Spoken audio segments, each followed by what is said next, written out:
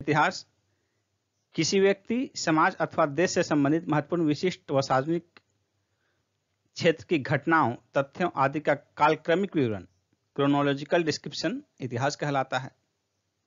इतिहास का पिता हेरोडोटस को कहा जाता है। प्राचीन भारत के इतिहास से संबंधित प्रथम वास्तविक पुस्तक राजतरंगिणी को माना जाता है। उत्कीर्ण चिन्ह वाले प्राचीनतम सिक्के आहत सिक्के कहलाते हैं। सिक्कों का अध्ययन क्या कहलाता है? सिक्कों का अध्ययन न्यूमिस्मेटिक्स, मुद्रा शास्त्र, लेकिन आपको याद रखना है ये न्यूमिस्मेटिक्स, क्योंकि इसको भी हिंदी में ही देवनागरी लिपि में दे सकता है।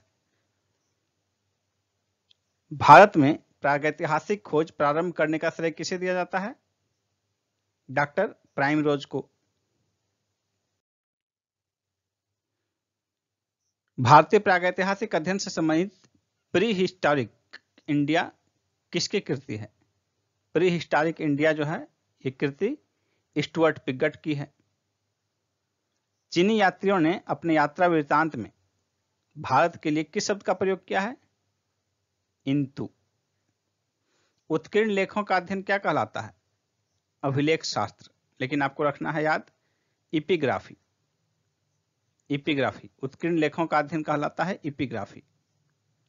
लिपियों के विकास के अध्ययन को पुरालिपि विद्या कहा जाता है। सर्वप्रथम भारतवर्ष के नाम का उल्लेख हाथी गुम्फा अभिलेख से प्राप्त होता है। प्राचीन भारत का सर्वप्रथम सुनियोजित इतिहास विंसेंट स्मिथ वी स्मिथ ने तैयार किया था।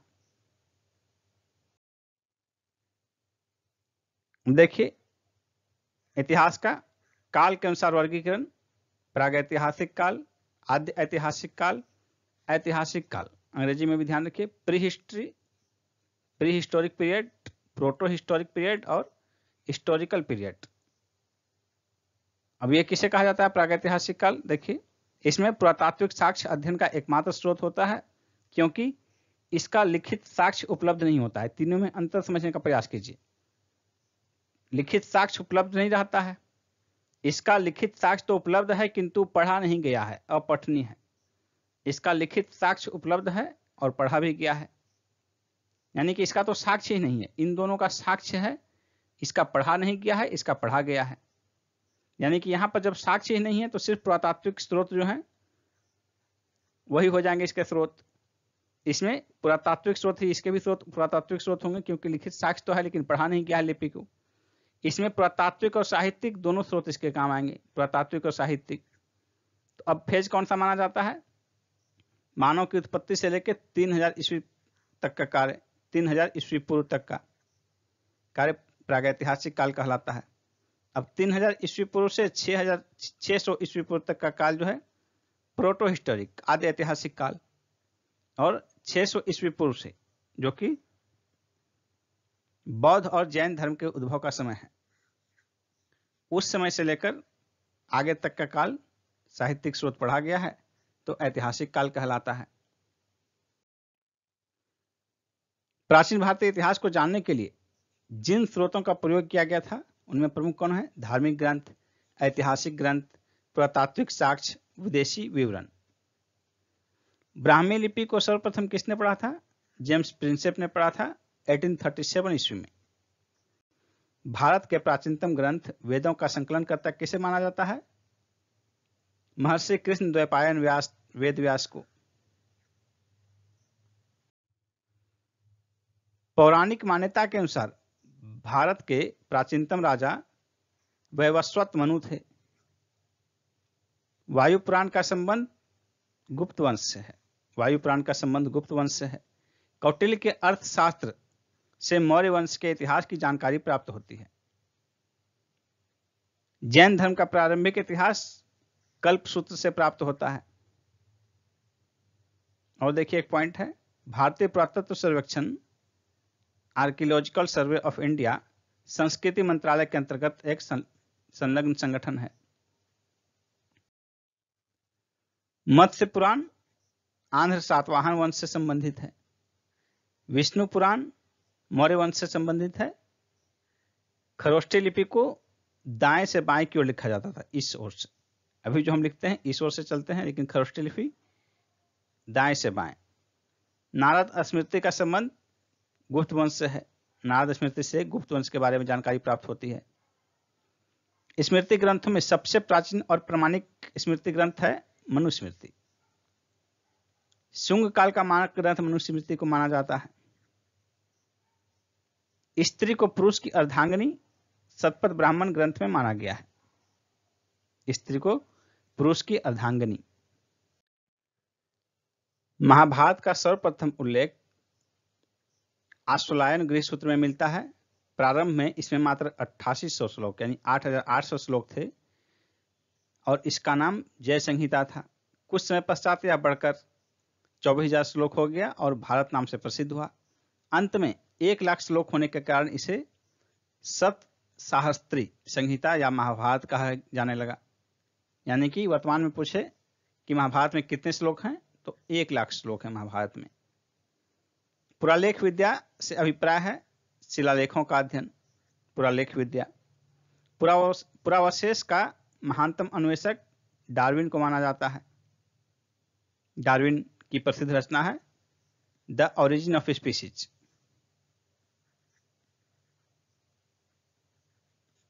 ये डार्विन की कृति है। इब्न बतूता का यात्रा वृत्तांत रेहला नाम से प्रसिद्ध है। ह्वेनसांग ने नालंदा विश्वविद्यालय में बौद्ध धर्म का अध्ययन किया था। कुछ प्रमुख अभिलेख और किस शासक के शासनकाल के अभिलेख थे उसका सूची आपके सामने है। हाथी गुम्फा अभिलेख किस शासक के समय का है? कलिंग नरेश खारवेल का है। ऐहोल अभिलेख पुलकेशिन द्वितीय का है। नासिक अभिलेख का संबंध गौतमी बलश्री से है। जूनागढ़ अभिलेख रुद्रदामन का जूनागढ़ अभिलेख नाम से सीधा जानते हैं। प्रयाग स्तंभ अभिलेख का संबंध समुद्रगुप्त से है। मंदसौर अभिलेख का संबंध मालवा नरेश यशोवर्मन से है। ग्वालियर अभिलेख का संबंध प्रतिहार नरेश भोज से है। देवपाड़ा अभिलेख का संबंध बंगाल शासक विजय सेन से है। भीतरी तथा जूनागढ़ अभिलेख का संबंध स्कंदगुप्त से है। बौद्ध स्तंभ लेख से शुंग काल की जानकारी प्राप्त होती है। ह्वेनसांग ने अपनी यात्रा वृत्तांत का वर्णन अपनी पुस्तक सीयूकी में किया है। अरबी भाषा की पुस्तक किताबुल हिंद की रचना किसने की थी? अल बरूनी ने। मोरक्को यात्री इब्न बतूता भारत में मोहम्मद बिन तुगलक के दरबार में आया था और तुगलक ने उसे दिल्ली का काजी नियुक्त किया था। बहुत ही महत्वपूर्ण बिंदु है। मार्को पोलो पांड्य राज्य की यात्रा का उल्लेख मिलता है। मार्को पोलो के द्वारा पांड्य राज्य की यात्रा का उल्लेख मिलता है। पतंजलि के महाभाष्य से शुंग वंश के इतिहास का पता चलता है। चीनी लेखकों का वर्णन दिया गया है यहाँ आपके सामने। देखिए लेखक हैं, उनका समय क्या समय था इंडिया में, भारत में उनका क्या समय था, उनकी रचना और उनके रचना के प्रमुख विवरण जो कि आपके लिए परीक्षोपयोगी हैं। फाहियान 399 से 414 ईस्वी के आसपास भारत में रहा। इसकी रचनाओं में भारत की दशा का विवरण मिलता है। भारत दशा का विवरण इसकी रचना का नाम है। और देखिए फाहियान प्रथम चीनी यात्री था जिसने चंद्रगुप्त द्वितीय विक्रमादित्य के समय भारत की यात्रा की थी। इसने गुप्त काल में वस्तु विनिमय का माध्यम कौड़ी और चंद्रगुप्त मौर्य के राजप्रसाद को देव निर्मित बताया है। ह्वेनसांग 629 से 645 ईस्वी तक भारत में रहा। इसकी रचना है सीयूकी, जिसका की अर्थ होता है पाश्चात्य संसार का लेख। हर्षवर्धन जो है इसके समय में आया था ह्वेनसांग भारत। इसने हर्ष को शिलादित्य की उपाधि से विभूषित किया। इसे यात्रियों का राजकुमार, ह्वेनसांग को यात्रियों का राजकुमार, शाक्य मुनि, नीति का पंडित कहा जाता है। इत सिंह के बारे में देखिए, इसका फेज है 373 से 75 ईस्वी। किताब का नाम है प्रसिद्ध बौद्ध भिक्षुओं की आत्मकथा। चीन यात्री यह था जो नालंदा विश्वविद्यालय में अध्ययन किया। एक फैक्ट यहां भी है, सती प्रथा का प्रथम लिखित साक्ष्य 510 ईस्वी के भानुगुप्त के एरन अभिलेख से प्राप्त होता है। यह बहुत ही महत्वपूर्ण बिंदु है। अब देखिए हमारा नेक्स्ट टॉपिक है पाषाण काल। पाषाण काल इसे 3 भाग में बांटते हैं, पूरा पाषाण काल, मध्य पाषाण काल, नवपाषाण काल। नवपाषाण काल को ही उत्तर पाषाण काल भी कहते हैं। इसका फेज देखिए, 26 लाख से 9000 ईस्वी पूर्व, 9000 ईस्वी पूर्व से 4000 ईस्वी पूर्व, 4000 ईस्वी पूर्व से 2500 ईस्वी पूर्व। अब इसमें पूरा पाषाण काल को भी 3 भाग में, निम्न पूरा पाषाण काल, मध्य पूरा पाषाण काल और उच्च पूरा पाषाण काल में विभाजित किया जा सकता है, और उनके कालक्रम का विभाजन इस प्रकार किया गया है।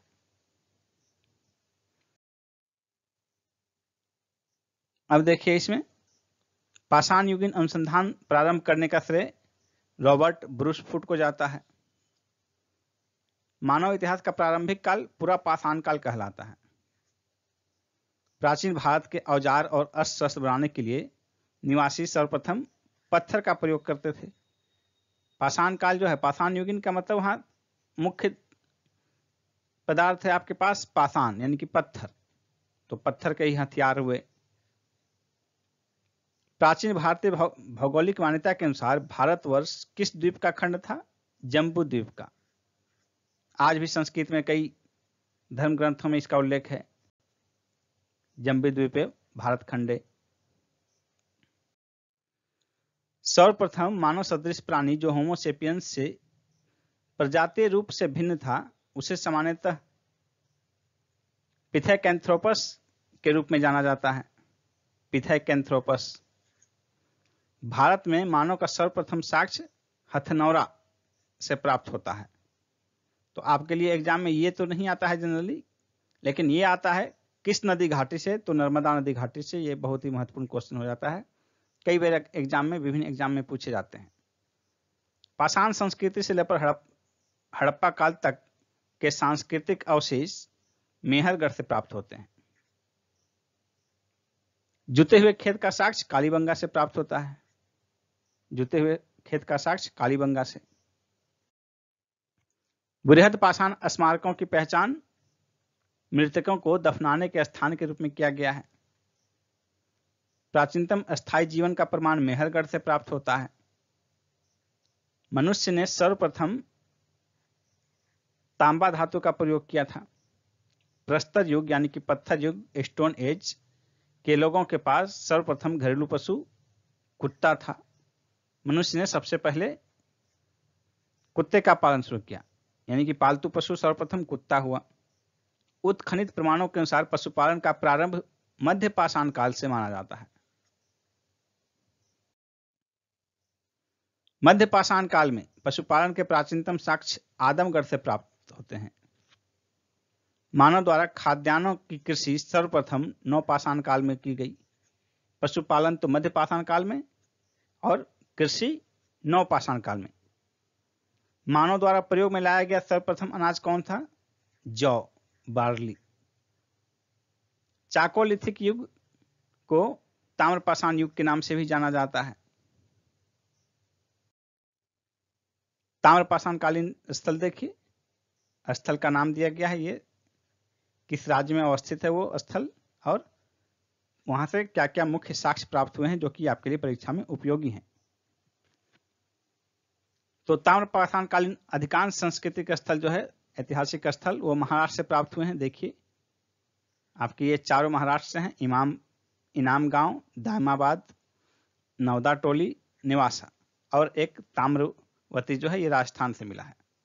इमाम गांव का देखिए साक्ष्य क्या है? कच्ची मिट्टी के मकान तथा गोलाकार गड्ढों वाले मकान के साक्ष्य इमाम गांव से मिले हैं। कलश समाधान, कलश को घरों के फर्श के नीचे के प्रमाण दायमाबाद से मिले हैं। सबसे बड़ा ताम्रपाषाण कालिक स्थल है दायमाबाद, और ये सिंधु घाटी का दक्षिणतम, सिंधु घाटी को यदि बांटे उत्तर दक्षिण पूर्व पश्चिम में, तो ये दक्षिणतम बिंदु माना जाता है दायमाबाद, सिंधु घाटी सभ्यता का। नवदा टोली, इसका उत्खनन HD संकालिया ने किया। यहां से चित्रित काले मृदभांड के प्रमाण मिले हैं। नेवासा से पटसन का प्रथम साक्ष्य प्राप्त होता है। लाल तल पर काली डिजाइन वाले चाक निर्मित बर्तनों के प्रमाण नेवासा से प्राप्त होते हैं। ताम्रवती, यहां से प्राप्त काले मृदभांड सफेद रैखिक चित्रों से सजे रहते हैं। और एक फैक्ट देखिए आपके सामने है, नवपाषाण काल शब्द का प्रयोग सर्वप्रथम 1865 में सर जॉन लुबाक ने किया था। भारतीय पुरातत्व सर्वेक्षण archaeological survey of India ASI के प्रथम महानिदेशक जॉन मार्शल थे। भारतीय पुरातत्व का जनक अलेक्जेंडर कनिंघम को कहा जाता है। भारत के भीमबेटका से आरंभिक पुरापाषाण के शिलाश्रय से सर्वाधिक चित्र प्राप्त हुए हैं। कुंभकारी यानी कि मिट्टी के बर्तन बनाने की कला का सर्वप्रथम प्रमाण नवपाषाण काल से प्राप्त होता है। पेब्बल उपकरण निम्न पुरापाषाण काल से संबंधित है। ताम्रवती के नाम से आहार संस्कृति प्रसिद्ध है। माइक्रोलिथिक औजार मध्य पाषाण काल से संबंधित है। बेलन घाटी से प्राप्त औजार निम्न पुरापाषाण काल से संबंधित है। मानव की आखेटक और खाद्य संग्राहक की अवस्था पुरापाषाण काल से जुड़ी हुई है। ताम्रपाषाणकालीन संस्कृति में महाराष्ट्र के लोग मृतकों को घर के फर्श के नीचे उत्तर दक्षिण दिशा में दफनाते थे। घर में फर्श के नीचे उत्तर दक्षिण दिशा में दफनाते थे। भारत के दो सर्वाधिक प्राचीनतम ज्ञात मध्य पाषाणकालीन स्थल महदहा और सराय नाहर राय थे। आधुनिक मानव यानी कि होमोसेपियंस का प्रादुर्भाव उच्च पुरापाषाण काल में हुआ। होमोसेपियंस क्वार्टजाइट पत्थरों के स्थान पर जैस्पर, चर्ट आदि के पत्थर सर्वप्रथम मध्य पुरापाषाण काल में प्रयुक्त हुए। अग्नि का उपयोग करना मानव ने नवपाषाण काल में सीखा। कृषि भी नवपाषाण काल में, पशुपालन मध्यपाषाण काल में। भारत में जीवाश्म का एकमात्र प्रमाण शिवालिक पहाड़ी से मिलता है। भारतीय उपमहाद्वीप में कृषि के प्राचीनतम साक्ष्य मेहरगढ़ से प्राप्त हुए हैं। कपास के भी प्राचीनतम साक्ष्य मेहरगढ़ से ही प्राप्त हुए हैं। हड्डी निर्मित उपकरण सराय नाहर राय से प्राप्त हुए हैं। गरिक मृदभाट पात्र का नामकरण हस्तिनापुर में हुआ था। सिंधु घाटी सभ्यता के मुख्य स्थल मोहनजोदड़ो, चुनहुदड़ो, सुतका-गेंडोर, हड़प्पा, कोटदीची ये सभी वर्तमान में पाकिस्तान में हैं। कुछ नवपाषाणकालीन स्थल देखते हैं। स्थल वो किस राज्य में है या कहाँ स्थित हैं और उनसे क्या क्या मुख्य तथ्य प्राप्त हुए हैं, साक्ष्य प्राप्त हुए हैं। बुर्जोहम वर्तमान में कश्मीर के क्षेत्र में है। यहाँ पर कब्रों में मालिक के साथ कुत्ते दफनाने का साक्ष्य प्राप्त हुआ है बुर्जोहम से। कृषि तथा पशुपालन के साक्ष्य, हड्डी निर्मित औजार, धूसर मृदभांड के प्रमाण, सिलबट्टा तथा हड्डी से निर्मित सुई के साक्ष्य गुफ कराल से प्राप्त हुए हैं। गुफ कराल भी कश्मीर के क्षेत्र में है। मेहरगढ़ जो वर्तमान में पाकिस्तान के क्षेत्र में स्थित है, यहाँ से गेहूं की 3 तथा जौ की 2 किस्मों की खेती के प्रमाण मिले हैं। कच्ची ईंटों के आयताकार मकान और प्राचीनतम स्थायी जीवन के साक्ष्य मेहरगढ़ से प्राप्त होते हैं। महदहा वर्तमान में उत्तर प्रदेश का क्षेत्र है। यहाँ से गोलाकार झोपड़ी के प्रमाण मिले हैं। धान के साथ साथ जौ की खेती तथा पशु बाड़ा के भी साक्ष्य महदहा से प्राप्त हुए हैं। कोल्डिहवा ये भी उत्तर प्रदेश का क्षेत्र है। धान की खेती का प्रमाण यहाँ से प्राप्त हुआ है, जो धान की खेती का भारत ही नहीं बल्कि विश्व का सबसे प्राचीनतम साक्ष्य माना जाता है कोल्डिहवा से। संगनकल्लू वर्तमान में कर्नाटक का क्षेत्र है। राख के टीले प्राप्त हुए यहाँ से, जो कि बेल्लारी जिले में अवस्थित है। कर्नाटक के बेल्लारी जिले में अवस्थित है संगनकल्लू। पिकलीहल ये भी कर्नाटक में है। यहाँ से राख का ढेर तथा निवास स्थल के साक्ष्य प्राप्त हुए हैं। चौपानी मांडो ये उत्तर प्रदेश में है। मधुमक्खी के छत्ते जैसी झोपड़ियां के साक्ष्य मिले हैं। ज्यामितीय आकार के सूक्ष्म पाषाण तथा हस्त निर्मित मृदभांड के साक्ष्य यहां से प्राप्त हुए हैं चौपानी मांडो से। सारूतारू ये असम का क्षेत्र है। गुवाहाटी के समीप उत्खनन से आदिम कुल्हाड़ियां तथा चित्रित मृदभांड प्राप्त हुए हैं। चिरांद ये बिहार में स्थित है, बिहार के सारण क्षेत्र में। यहाँ से हड्डी के उपकरण प्राप्त हुए हैं, जो प्राय हिरणों के सींगों से निर्मित है। दावजली यह असम के क्षेत्र में स्थित है। यहाँ से कृषि और पशुपालन के साक्ष्य प्राप्त हुए हैं। नवदा टोली नामक ताम्रपाषाण कालीन स्थल का उत्खनन HD संकालिया ने किया था। नवदा टोली वर्तमान में मध्य प्रदेश का क्षेत्र है। हड़प्पा सभ्यता का सर्वाधिक मान्यता प्राप्त काल है 2500 BC से 1750 BC। हड़प्पा नामक पुरा स्थल सिंधु घाटी सभ्यता से संबंधित है। हड़प्पा सभ्यता की लिपि को भाव चित्रात्मक कहा जाता है, पिक्टोग्राफिक। हड़प्पा सभ्यता की जानकारी का मुख्य स्रोत पुरातात्विक खुदाई है, क्योंकि यहाँ की जो लिपि है ये अपठनीय है, पढ़ी नहीं गई है। मोहनजोदड़ो का शाब्दिक अर्थ है मृतकों का टीला। सिंधु सभ्यता जो है आद्य ऐतिहासिक युग से संबंधित है, यानी कि लिपि तो है लेकिन लिपि अपठनीय है। मूर्ति पूजा का प्रारंभ पूर्व आर्य काल से माना जाता है। सिंधु वासियों ने पहली बार तांबे में टीन मिलाकर कांसा तैयार किया था, इसलिए सिंधु घाटी सभ्यता के काल को कांस्य युगीन सभ्यता के नाम से भी जाना जाता है। हड़प्पा की समकालीन सभ्यता रंगपुर सौराष्ट्र में स्थित है।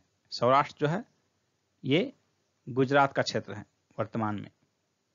हड़प्पा संस्कृति का वह कौन सा स्थल है जहां दुर्ग तथा निचला नगर अलग अलग प्राचीरों से घिरा था?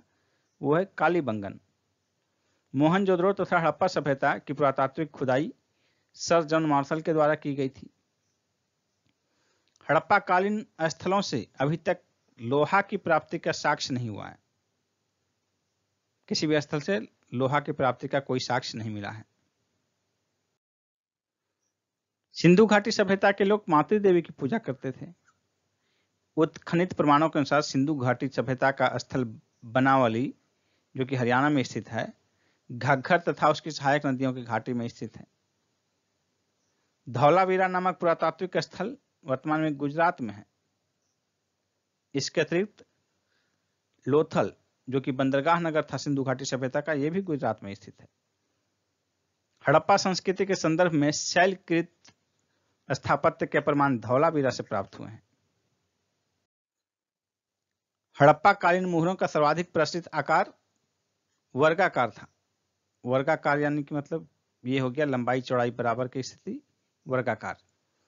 हड़प्पा संस्कृति की मुहरों पर घोड़े का अंकन नहीं मिला है। आधुनिक देवनागरी लिपि का प्राचीन रूप ब्राह्मी लिपि था। विश्व के सबसे पहले कपास की खेती का आरंभ जो है भारत से माना जाता है। सिंधु घाटी सभ्यता के समकालीन मिस्र की सभ्यता नील नदी के तट पर विकसित हुई थी। भारत में सिंधु नदी घाटी के तट पर और मिस्र में नील नदी घाटी के तट पर। नील नदी को मिस्र का उपहार भी कहा जाता है।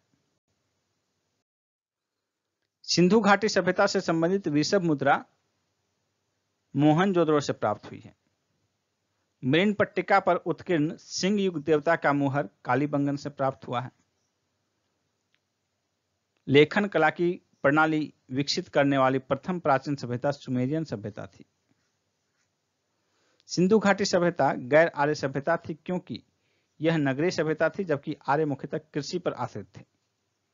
सिंधु घाटी सभ्यता को गैर आर्य सभ्यता कहा जाता है, क्योंकि आर्य सभ्यता जो है वो कृषक सभ्यता मानी जाती थी, जबकि सिंधु घाटी सभ्यता कृषक नहीं, ग्रामीण नहीं, नगरीय सभ्यता मानी जाती है इसके कारण। और यहाँ कृषि से मुख्य था व्यापार। सिंधु घाटी सभ्यता को आर्यों से पूर्व की सभ्यता रखे जाने का महत्वपूर्ण कारण क्या है? मृद भांड। भारत में किस प्रकार के मृद भांड द्वितीय नगरीकरण के प्रारंभ के प्रतीक माने गए हैं? इसका आंसर होगा उत्तरी काले पॉलिशकृत मृद भांड। भारत में चांदी की उपलब्धता का प्राचीनतम साक्ष्य हड़प्पा सभ्यता से प्राप्त हुआ है। हड़प्पा काल में मुद्राओं का निर्माण मुख्यतः शैल खड़ी से किया जाता था। लोथल को लघु हड़प्पा, लघु मोहनजोदड़ो भी कहा जाता है। इसके पूर्वी भाग में एक गोदीवाड़ा का साक्ष्य मिला है। लोथल कहाँ है? वर्तमान में गुजरात में है। गोदीवाड़ा यानी कि डॉकयार्ड, ये जो है बंदरगाह नगर था। अब देखिए चौहद्दी, हड़प्पा सभ्यता की चौहद्दी सीमा। उत्तर में मांडा, दक्षिण में दायमाबाद, पूर्व में आलमगीरपुर और पश्चिम में सुतका गेंडोर। अब ये मांडा जम्मू कश्मीर के क्षेत्र में है, आलमगीरपुर उत्तर प्रदेश में है, दायमाबाद महाराष्ट्र में स्थित है वर्तमान में, और सुतका गेंडोर जो है वो पाकिस्तान के बलूचिस्तान प्रांत में स्थित है। हड़प्पाकालीन स्थल और इससे संबंधित महत्वपूर्ण तथ्य। स्थल है उसका उत्खननकर्ता, उत्खनन वर्ष, किस नदी के तट पर यह पाया गया, और कुछ महत्वपूर्ण साक्ष्य देखेंगे महत्वपूर्ण हम लोग हड़प्पाकालीन स्थलों को। तो देखिए सबसे पहले है आपके सामने हड़प्पा, ये पाकिस्तान के माउंट गोमरी जिले में स्थित है। इसके उत्खननकर्ता कौन थे? Rai Bahadur, Dayaram Sahni, wheeler, MS. वत्स। उत्खनन किया गया 1921 में। यह रावी नदी के तट पर स्थित है, जबकि मोहनजोदड़ो सिंधु नदी के तट पर स्थित है। रावी सिंधु की ही सहायक नदी है। हड़प्पा से अन्न भंडार, कांसे की निर्मित खिलौना गाड़ी, पारदर्शी वस्त्र पहने हुए एक मूर्ति, गरुड़ चित्रित मुद्रा, मछुआरे के चित्र, शंख का बैल, कांस्य दर्पण, ये चीजें प्राप्त हुई हैं। मोहनजोदड़ो पाकिस्तान के लड़काना प्रांत में स्थित है, लड़काना जिले में। इसका उत्खननकर्ता आर.डी. बनर्जी, राखल दास बनर्जी और मार्टिमर व्हीलर। 1922 में इसका किया गया उत्खनन। सिंधु नदी के तट पर स्थित है ये। और इससे प्राप्त प्रमुख साक्ष्य देखिए, विशाल स्नानागार, पुरोहितों का आवास, महाविद्यालय, 16 मकानों का बैरक, कांच से निर्मित नग्न महिला मूर्ति, दाढ़ी वाले पुजारी की मूर्ति, चमकते हुए बंदर का चित्र, एक श्रृंगी पशुओं वाली मुद्राएं, ये सभी चीजें प्राप्त हुई हैं मोहनजोदड़ो से। लोथल वर्तमान में गुजरात के अहमदाबाद जिले में स्थित है, बंदरगाह नगर था ये। रंगनाथ राव इसके उत्खननकर्ता। 1955-1962 उत्खनन वर्ष। ये भोगवा नदी के तट पर माना जाता है और ये बंदरगाह नगर था। बंदरगाह, इसी कारण यहाँ डॉकयार्ड मिला है। वृत्ताकार तथा चौकोर अग्निवेदिका, हाथी दांत, चावल तथा बाजरे पर 2 मुंहे राक्षस का अंकन, फारस की मुहर, घोड़े की मृण मूर्ति, 3 युग्मित समाधियां, चालाक लोमड़ी का चिन्ह, ये सभी चीजें लोथल से प्राप्त हुए हैं। और इसके अतिरिक्त जो है एक महत्वपूर्ण चीजें हैं, मनके बनाने का कारखाना। मनके बनाने का कारखाना भी लोथल से प्राप्त हुआ है। चुनहुदड़ो पाकिस्तान के सिंध प्रांत में स्थित है वर्तमान में। अर्नेस्ट मैके और एन.सी. मजूमदार उत्खननकर्ता, उत्खनन वर्ष 1931। ये भी सिंधु नदी के तट पर ही स्थित है।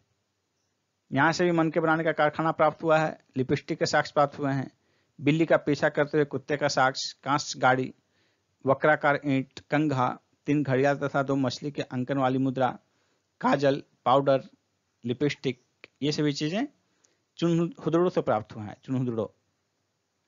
कालीबंगा, जुते हुए खेत के साक्ष्य, ये वर्तमान में राजस्थान के हनुमानगढ़ जिले में स्थित है। भूकंप के साक्ष्य, अग्नि हवन कुंड, अलंकृत ईंट, चूड़ियां, संभवतः एक साथ फसल बोने के साक्ष्य, लकड़ी की नाली, ये सभी कालीबंगा से प्राप्त हुए हैं। ये घग्गर नदी के तट पर स्थित है। राखीगढ़ी हरियाणा के हिसार प्रांत में स्थित है। हिसार जिले में ये घग्गर नदी के तट पर स्थित है। यहां से ताम्र उपकरण और हड़प्पा लिपि युक्त मुद्रा प्राप्त हुए हैं। उत्खननकर्ता सूरजभान, उत्खनन वर्ष 1969। कोटदीची पाकिस्तान के खैरपुर में स्थित है। घुरी और फजल अहमद खान इसके उत्खननकर्ता हैं। सिंधु नदी के तट पर स्थित है। किलेबंदी का साक्ष्य यहां से प्राप्त नहीं हुआ है। कच्चे ईंटों के मकान मिले हैं और चूल्हे के साक्ष्य भी यहां से मिले हैं। बनावली हरियाणा के हिसार जिले में स्थित है। आर.एस. बिष्ट, रविंद्र सिंह बिष्ट इसके उत्खननकर्ता हैं। 1973 ईस्वी में सरस्वती नदी के तट पर स्थित है। ये मिट्टी का खिलौना हल यहां से प्राप्त हुआ है। सड़कों पर बैलगाड़ी के पहिए के साक्ष्य तथा जौ के साक्ष्य यहां से प्राप्त हुए हैं। इसके बाद हम लोग देखेंगे रोपड़ यानी कि रूपनगर, ये पंजाब में स्थित है। वाई.डी. शर्मा, यज्ञदत्त शर्मा, 1955 में उत्खनन किया इसका। और ये सिंधु की सहायक नदी सतलज के तट पर स्थित है। यहाँ से तांबे की कुल्हाड़ी, मानव के साथ कुत्ते दफन के साक्ष्य बहुत महत्वपूर्ण हो जाता है। रंगपुर ये गुजरात के काठियावाड़ क्षेत्र में स्थित है। S.R. राव ने 1954 में इसका उत्खनन कराया। भादर या मादर नदी के किनारे स्थित है। ज्वार बाजरा, 3 संस्कृतियों के अवशेष, नाली, कच्ची ईंट के दुर्ग, धान की भूसी, ये सभी साक्ष्य यहां से प्राप्त हुए हैं। आलमगीरपुर उत्तर प्रदेश के मेरठ जिले में स्थित है। Y.D. शर्मा, यज्ञदत्त शर्मा इसके उत्खनन करता 1958 में। और ये आलमगीरपुर जो है हिंडन नदी के तट पर है। वर्तमान में जो है गाजियाबाद भी हिंडन नदी के तट पर स्थित है। यहां से मृत भांडों पर रंगीन चित्रकारी के साक्ष्य प्राप्त हुए हैं आलमगीरपुर से। सुतका गंडोर पाकिस्तान के बलूचिस्तान प्रांत में स्थित है। ऑरेंज स्टाइन और जॉर्ज डेल्स ने इसका उत्खनन कराया था और ये दास नदी के तट पर स्थित है। यहां से 3 संस्कृतियों के साक्ष्य मिले हैं। प्राकृतिक चट्टान पर अवस्थित मानव अस्थि, राख से भरा हुआ बर्तन, बेबीलोन से व्यापार के साक्ष्य, बंदरगाह, ये सभी चीजें सुतका गंडोर से प्राप्त हुआ है। मांडा जम्मू कश्मीर में स्थित है। जगपति जोशी उत्खननकर्ता, चेनाब नदी के तट पर स्थित है। ये भी सिंधु की सहायक नदी है। झेलम, चेनाब, रावी, व्यास, सतलज, यहां से चट, ब्लेड, हड्डी निर्मित वानाग्र मुहरों के साक्ष्य प्राप्त होते हैं। सुतका को ये बलूचिस्तान से मिला है। जॉर्ज डेल्स इसके उत्खनन करता है। 1962 में उत्खनन किया गया और 2 टीला और मृदभांड के साक्ष्य यहां से प्राप्त हुए हैं। सुतकोटदा गुजरात में स्थित है। ये भी जगपति जोशी ने इसका उत्खनन कराया था 1964 में। कलश समाधान यानी कि युगल कलश समाधान जो है, इसके अतिरिक्त घोड़े की हड्डी और तराजू का पड़ला, ये सभी चीजें यहां से प्राप्त हुई हैं। और एक खास बात यह है कि हड़प्पा सभ्यता में विनिमय का माध्यम वस्तु विनिमय प्रणाली बार्टर सिस्टम को माना जाता है। वेद का शाब्दिक अर्थ ज्ञान है। सर्वाधिक प्राचीन वेद ऋग्वेद है। आर्य शब्द श्रेष्ठ वंश को इंगित करता है। ऋग्वेद में कुल 10 मंडल और 1028 सूक्त हैं। त्रयी नाम से जाना जाता है तीनों वेदों को, ऋग्वेद, सामवेद और यजुर्वेद। त्रयी यज्ञ संबंधी विधि विधानों की जानकारी यजुर्वेद से प्राप्त होती है। 4 वेदों में से अथर्ववेद में जादुई माया और वशीकरण का वर्णन है। उपनिषद भारतीय दर्शन परंपरा पर आधारित है। ऋग्वेद का 9वां मंडल पूर्णतः सोम देवता को समर्पित है। आध्यात्म ज्ञान से संबंधित नचिकेता और यम का संवाद कठोपनिषद से लिया गया है। उपनिषद काल के राजा अश्वपति कैकेयी के शासक थे। मोक्ष प्राप्ति का साधन की चर्चा उपनिषद से प्राप्त होती है। वैदिक नदी आस्किनी की पहचान वर्तमान में चेनाब नदी से की गई है। प्रारंभिक वैदिक साहित्य में सर्वाधिक बार वर्णित नदी सिंधु है।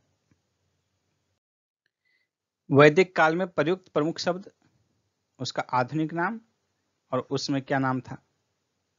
तो गाय के लिए अघन्या शब्द का प्रयोग किया गया है, यानी कि जिसका वध न किया जा सके, और विनिमय का साधन था गाय।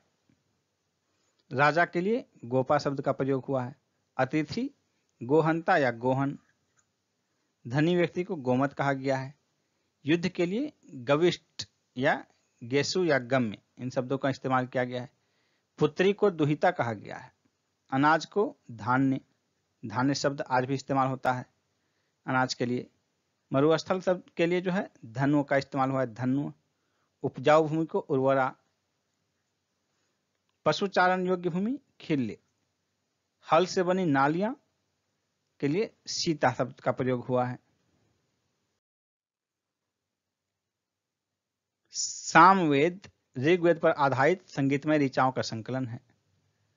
वर्ण व्यवस्था का सर्वप्रथम विवरण ऋग्वेद के 10वें मंडल के पुरुष सूक्त में मिलता है।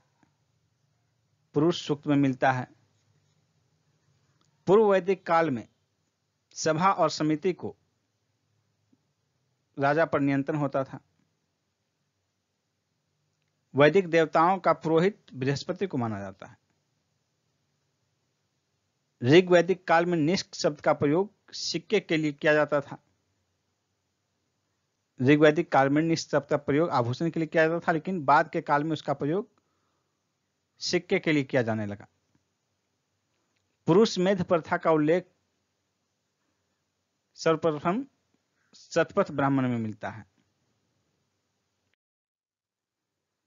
अब देखिए यहाँ कुछ महत्वपूर्ण तथ्य देखे हैं। वेद, उनसे संबंधित ब्राह्मण, उनमें कितने सूक्त हैं, उनसे संबंधित उपनिषद और वेद से संबंधित आरण्यक। वेद के अध्येता को क्या कहा जाता है, किसके, और उस वेद का संबंधित उपवेद और उसके प्रवर्तक, इन सब की सूची यहाँ दी गई है, आप देख सकते हैं। तो वेद 4 है, ऋग्वेद, यजुर्वेद, सामवेद, अथर्ववेद। ऋग्वेद से और उसका अध्येता का लिस्ट यहाँ है। ऋग्वेद का अध्येता होत्री, यजुर्वेद का अथर्वयु, सामवेद का उद्गाता और अथर्ववेद का ब्रह्म। इसी तरह इनका उपवेद देखिए, ऋग्वेद का आयुर्वेद, यजुर्वेद का धनुर्वेद, गंधर्ववेद जो है ये सामवेद का है, और ये अथर्ववेद का ब्रह्म शिल्पवेद। इसी तरह देखिए उपनिषद की सूची दी गई है। छांदोग्य उपनिषद किसका है, सामवेद का है। और उसी तरह देखिए मांडुक्य उपनिषद अथर्ववेद का है, मुंडक उपनिषद अथर्ववेद का है। और ये देखिए विभिन्न उपवेद के प्रवर्तक प्रजापति, विश्वामित्र, नारद, विश्वकर्मा। एक और चीज देखिए बताया गया है, पारसियों का ग्रंथ जिंद अवस्था में जिस अहुर मजदा का वर्णन मिलता है वह असुरों का देवता है। ईरान से भारत में आर्यों के आने की सूचना भोगाज कोई अभिलेख से प्राप्त होती है। उत्तर वैदिक काल में अंग तथा मगध क्षेत्र को आर्य संस्कृति की धुरी समझा जाता था। गोत्र यानी कि क्लान शब्द का प्रयोग सर्वप्रथम ऋग्वैदिक काल में हुआ। ऋग्वैदिक काल में जनता का विश्वास बलि और कर्मकांडों में था। ऋग्वेद संहिता में दूसरे से 7वें मंडल तक सर्वाधिक प्राचीन माने जाते हैं, जिन्हें गोत्र मंडल के नाम से भी जाना जाता है। ऋग्वेद में जो है 10 मंडल हैं, जिसमें कि 2 से लेकर 7 तक सबसे अधिक प्राचीन माने जाते हैं। प्रसिद्ध 10 राजा का युद्ध परुष्णी यानी कि रावी नदी के तट पर लड़ा गया था। 10 राग युद्ध का वर्णन ऋग्वेद के 7वें मंडल में मिलता है। आर्य के जीविकोपार्जन का मुख्य स्रोत क्या था, पशुपालन और कृषि, यानी कि पशुपालन प्राइमरी था, कृषि सेकेंडरी। ऋग्वेद में उल्लिखित यव शब्द किस कृषि उत्पाद के लिए प्रयुक्त किया गया था, जौ के लिए, बार्ली के लिए। वैदिक युग में प्रचलित लोकप्रिय शासन प्रणाली को क्या कहा जाता है, कौन सी शासन प्रणाली प्रचलित थी वैदिक युग में, वंशानुगत राजतंत्र प्रणाली। आयुर्वेद अर्थात जीवन का विज्ञान का उल्लेख सर्वप्रथम अथर्ववेद में मिलता है। अथर्ववेद में सभा और समिति को प्रजापति की 2 पुत्रियां कहा गया है। गायत्री मंत्र का उल्लेख ऋग्वेद के 3 मंडल में मिलता है। वर्ण व्यवस्था का उल्लेख ऋग्वेद के 10वें मंडल में मिलता है, पुरुष सूक्त में। ऋग्वेद में युद्ध का देवता कहा गया है इंद्र को। पूर्व वैदिक आर्यों में सर्वाधिक लोकप्रिय देवता इंद्र थे। गायत्री मंत्र की रचना किसे किया, विश्वामित्र ने किया। विश्वामित्र को गायत्री मंत्र का रचयिता माना जाता है। श्रीमद् भगवद गीता मूल रूप से संस्कृत में लिखी गई थी। सत्यमेव जयते मुंडकोपनिषद से लिया गया है। ऋग्वैदिक नदियां, उनके प्राचीन नाम और वर्तमान में क्या नाम है, इसका लिस्ट दिया गया आपके सामने। जैसे कि झेलम का प्राचीन नाम वितस्ता, व्यास का विपाशा, घग्घर इसका त्रिशद्वती, कुर्रम कुभ्रू, काबुल नदी का प्राचीन नाम कुंभा, गंडक का प्राचीन नाम सदानीरा, चेनाब का औस्किनी, सतलज का सतुद्री, गोमती का गोमल, सिंधु नदी सिंधु, घग्घर सरस्वती नदी भी कहा जाता है, सोहन सुषोमा, स्वात सुवास्तु, ये सभी प्राचीन नाम थे। ऋग्वेद की मूल लिपि ब्राह्मी थी। जीविकोपार्जन हेतु वेद वेदांग पढ़ाने वाले अध्यापक को उपाध्याय कहा जाता था। राजा की उत्पत्ति का सिद्धांत किस ब्राह्मण ग्रंथ में मिलता है? ऐत्रेय ब्राह्मण में। स्थूल सूत्र ज्यामिति से संबंधित पुस्तक है। अष्टोमा सदगमय वाक्यांश बृहदारण्यक उपनिषद से लिया गया है। चरक संहिता नामक पुस्तक चिकित्सा से संबंधित है। याज्ञवल्क्य गार्गी संवाद का उल्लेख बृहदारण्यक उपनिषद में मिलता है। वैदिक काल में लंबे समय तक अविवाहित रहने वाली कन्या को अमाजु कहा जाता था। वैदिक काल में द्विज श्रेणी में शामिल थे ब्राह्मण, क्षत्रिय और वैश्य। द्विज का अर्थ होता है दूसरा जन्म, रीबर्थ, और ये जनेऊ संस्कार से माना जाता है कि दूसरा जन्म हुआ। यानी इससे स्पष्ट है कि जो चौथा वर्ण है शूद्र, जो कि द्विज के अंतर्गत नहीं है, उसका दूसरा जन्म नहीं हुआ, यानी कि उसे जनेऊ संस्कार का अधिकार नहीं था। ऋग्वेद में सरस्वती नदी को सर्वाधिक पवित्र बताया गया है तथा इसे नदीतमा तथा नदियों की माता की संज्ञा दी गई है सरस्वती नदी को। जैन धर्म में शुरू करते हैं हम लोग। जैन धर्म के संस्थापक कौन थे? ऋषभदेव आदिनाथ। तीर्थंकर शब्द जैन धर्म से संबंधित है। अनेकांतवाद का मूल सिद्धांत जो है जैन धर्म से संबंधित है। जैन धर्म में कर्म परमाणुओं का पूर्ण विनाश को सूचित करने वाली अवस्था निर्जरा कहलाती है, जो कि मोक्ष प्राप्ति करने के विभिन्न चरणों में से एक चरण है। जैन धर्म में संवर का क्या अभिप्राय है? जीव की ओर नए कर्म प्रवाह का रुक जाना, संवर, यह भी मोक्ष की प्रक्रिया का एक चरण है।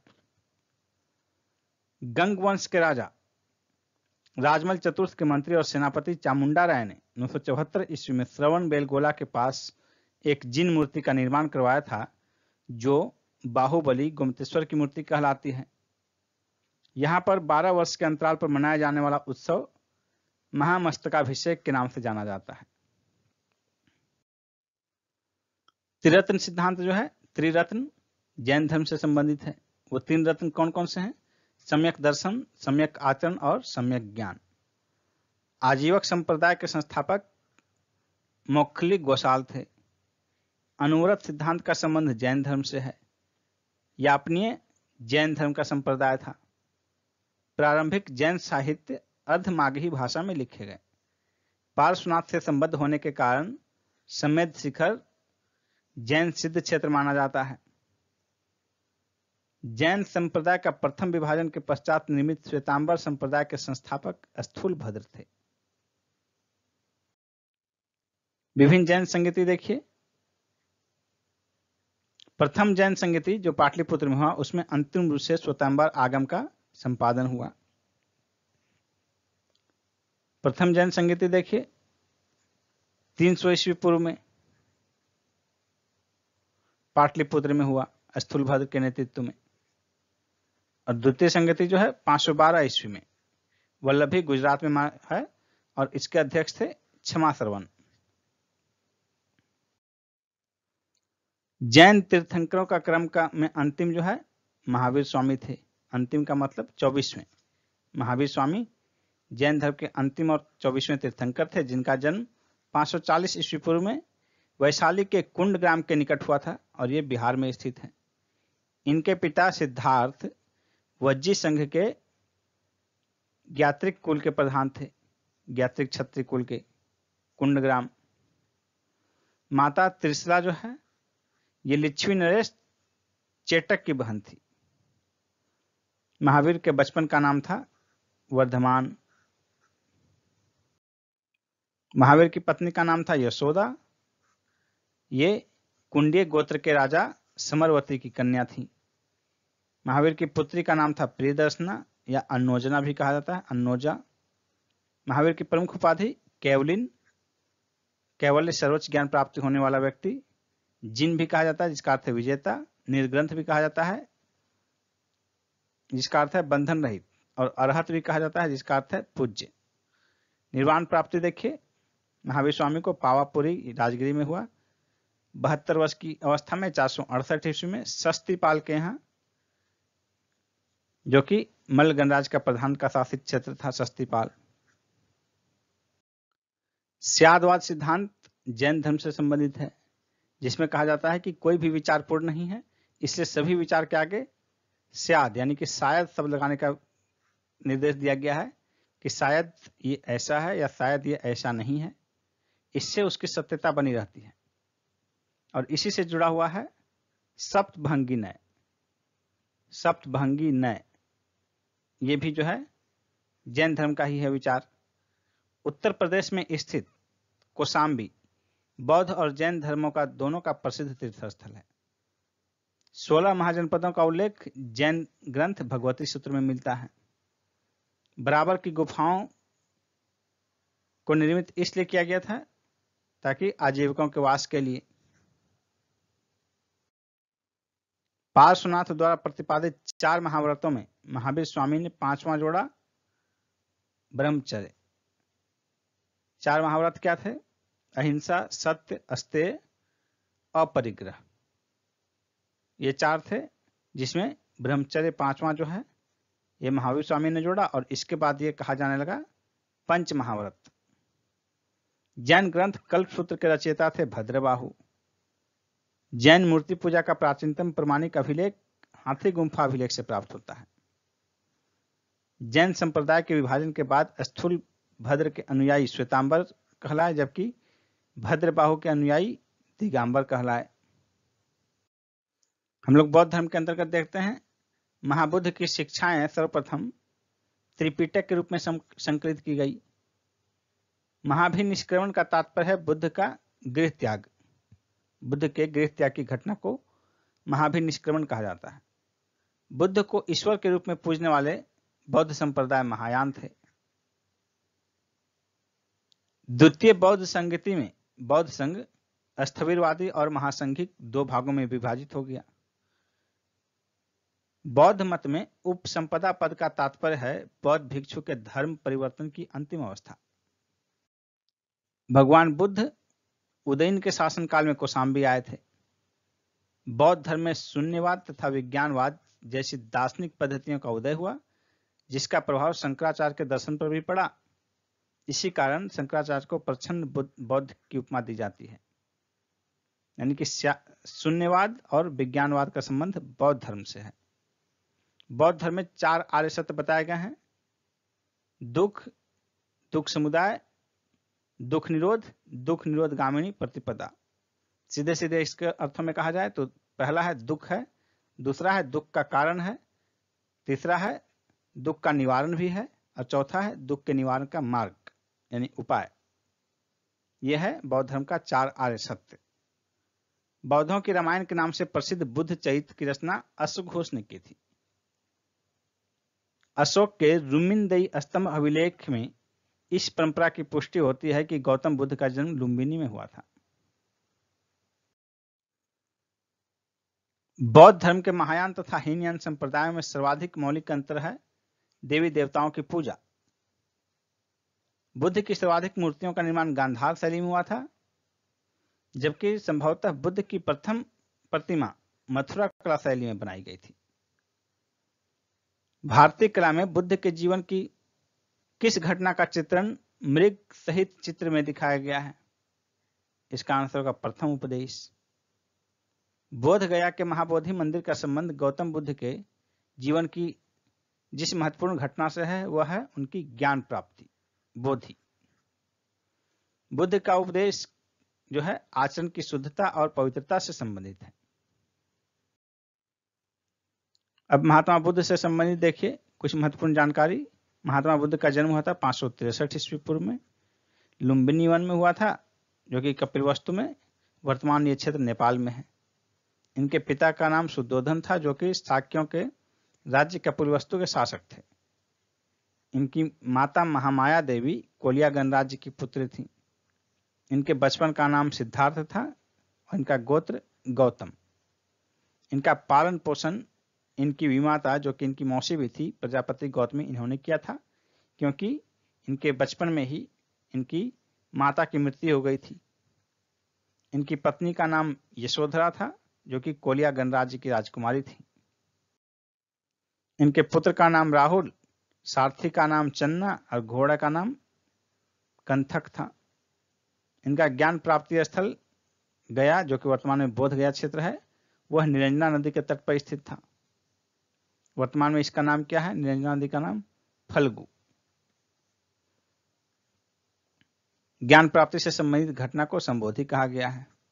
प्रथम उपदेश ऋषि पत्तन में दिए, सारनाथ में। इनका शिष्य थे, प्रमुख शिष्य थे आनंद और उपाली। आनंद के कहने पर ही भगवान बुद्ध ने संघ में महिलाओं के प्रवेश को अनुमति प्रदान की। प्रचार के प्रमुख स्थल थे शाक्य, काशी, मगध, अंग, मल, वज्जी और कौशल राज्य। इनका महापरिनिर्वाण यानी कि मृत्यु, जीवन का अंत जो है 883 ईस्वी पूर्व में 80 वर्ष की आयु में वैशाख पूर्णिमा के दिन हुआ, उत्तर प्रदेश के कुशीनगर में। बुद्ध के जीवन काल में ही उनका चचेरा भाई देवदत्त संघ का प्रमुख बनना चाहता था। भारत में मूर्ति पूजा की नींव बौद्ध धर्म ने रखी और सर्वप्रथम बुद्ध की मूर्तियों का ही पूजन प्रारंभ हुआ था भारत में। नालंदा विश्वविद्यालय की स्थापना गुप्त काल में हुई थी। अष्टांगिक मार्ग की संकल्पना धर्मचक्र प्रवर्तन से संबंधित है। अष्टांगिक मार्ग जो है बौद्ध धर्म में मोक्ष प्राप्ति का मार्ग है। अष्टांगिक मार्ग बौद्ध संघ में भिक्षुनी के रूप में स्त्रियों के प्रवेश की अनुमति भगवान बुद्ध ने अपने प्रिय शिष्य आनंद के कहने पर वैशाली में प्रदान की थी। सम्राट अशोक ने अपने पुत्र महेंद्र तथा पुत्री संघमित्रा को बौद्ध धर्म के प्रचार प्रसार के लिए श्रीलंका भेजा था। प्रमुख बौद्ध संगीतियां देखिए, 4 बौद्ध संगीतियां हुई थी। पहला हुआ था 483 में, महात्मा बुद्ध की मृत्यु के इसी काल में थी, उसी वर्ष राजगिरी में हुई थी। अध्यक्ष थे महाकश्यप और शासक उस समय थे अजातशत्रु।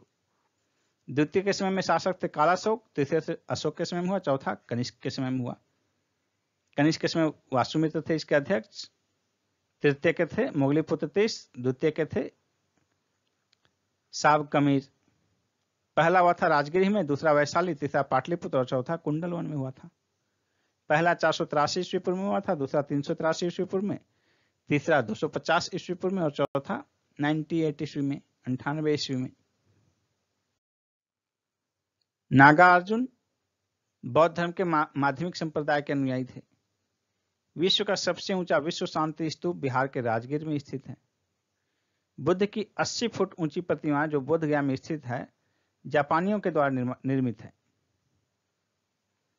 भगवान बुद्ध को एशिया का ज्योतिपुंज, लाइट ऑफ एशिया के नाम से जाना जाता है। शून्यता के सिद्धांत का प्रतिपादन सर्वप्रथम बौद्ध दार्शनिक नागार्जुन ने किया। 9 नालंदा महाविहार ये पाली अनुसंधान संस्थान के लिए विख्यात है। ये बीपीएससी में आया हुआ क्वेश्चन है।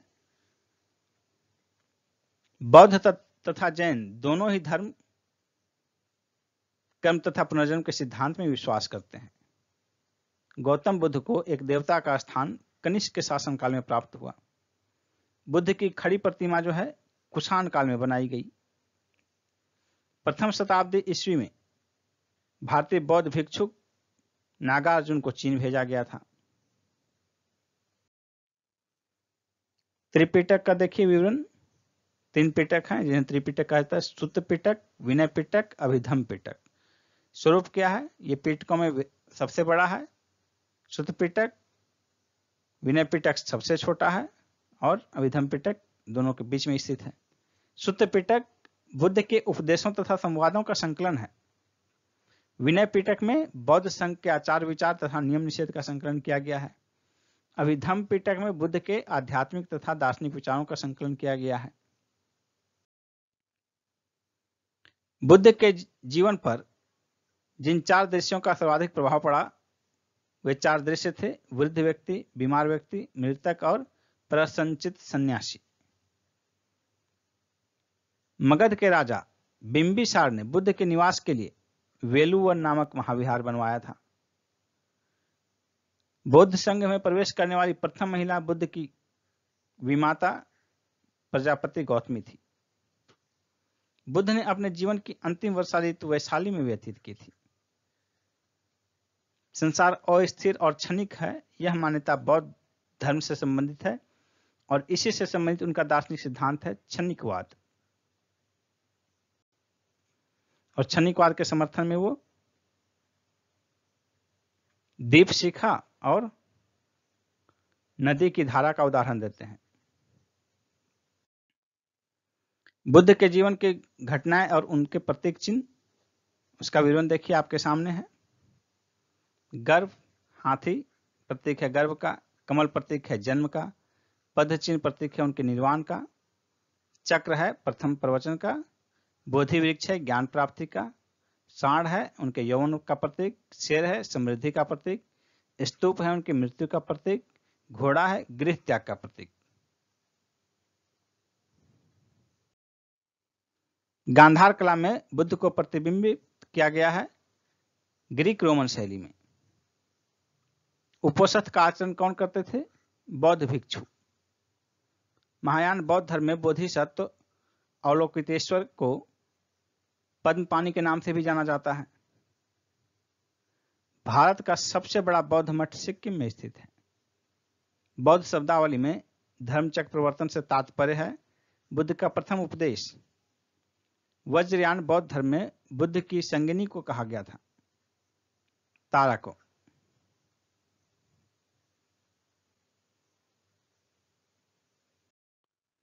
बौद्ध धर्म की किस शाखा में अनात्म सिद्धांत तथा पुद्गल को मान्यता दी गई है? सर्वास्तिक में। महासंघिकाओं के अनुसार जीव 9 धर्म से निर्मित है। बौद्ध धर्म के त्रिरत्नों में शामिल क्या क्या है? बुद्ध, धम्म और संघ। बौद्ध धर्म के अनुसार कारण और कार्य के सिद्धांत को किस प्रकार जाना जाता है? प्रतीत समुत्पाद। इसमें कहा गया है कि संसार की सभी वस्तुएं किसी न किसी कारण से उत्पन्न हुई है और इस प्रकार वे इस पर निर्भर हैं। बौद्ध धर्म की महायान शाखा औपचारिक रूप से कनिष्क के शासन काल में प्रारंभ की गई थी। नयनार कौन थे? शैव उपासक थे। मत्त मयूर से तात्पर्य है प्राचीन भारत का एक शैव संप्रदाय से। त्रिमूर्ति तथा अर्धनारीश्वर की पूजा गुप्त काल में प्रारंभ हुई थी। मेगास्थीज ने भगवान शिव को डायोनिसस की संज्ञा दी थी। जैन ग्रंथ उत्तराध्ययन सूत्र में वासुदेव के संबंध किस जैन तीर्थंकर से बताया गया है? अरिष्टनेमी से। लिंग पूजा का प्रथम स्पष्ट उल्लेख मत्स्य पुराण में मिलता है। अथर्ववेद तथा श्वेताश्वर उपनिषद में शिव का एक नाम महादेव मिलता है। शिव की प्राचीनतम मूर्ति 1ली शताब्दी ईस्वी की मद्रास के निकट रेनीगुंटा में सिद्ध गुड्डिमल्लम लिंग के रूप में प्राप्त हुई है। अर्धनारीश्वर मूर्ति में आधे शिव तथा आधी पार्वती देवता तथा उसकी शक्ति के योग के प्रतीक हैं। दक्षिण भारत में शैव आंदोलन में नयनार संतों की भूमिका महत्वपूर्ण रही। नयनार संतों की कुल संख्या 63 थी। एक संप्रदाय के रूप में शैव धर्म का प्रारंभ शुंग सातवाहन काल में हुआ। प्रमुख दर्शन और उसके प्रतिपादक देखिए आपके सामने है। दर्शन, उसका आधार क्या था, उसके प्रतिपादक। सांख्य दर्शन, आधार सांख्य सूत्र, प्रतिपादक कपिल मुनि। न्याय दर्शन के प्रतिपादक अक्षपाद गौतम, गौतम भी मिलता है लिखा हुआ।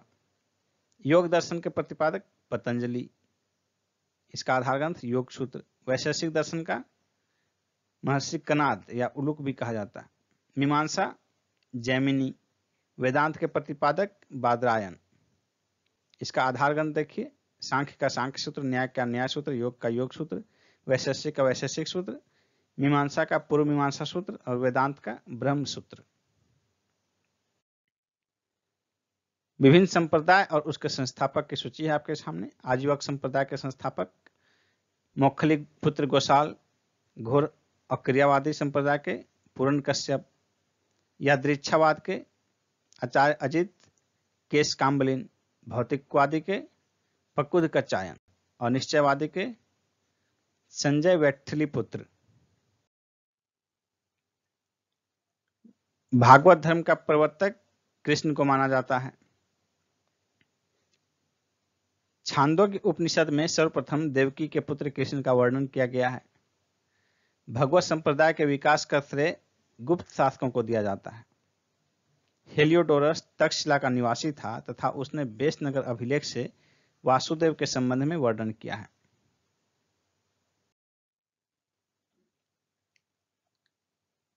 कर्म का सिद्धांत मीमांसा दर्शन से संबंधित है।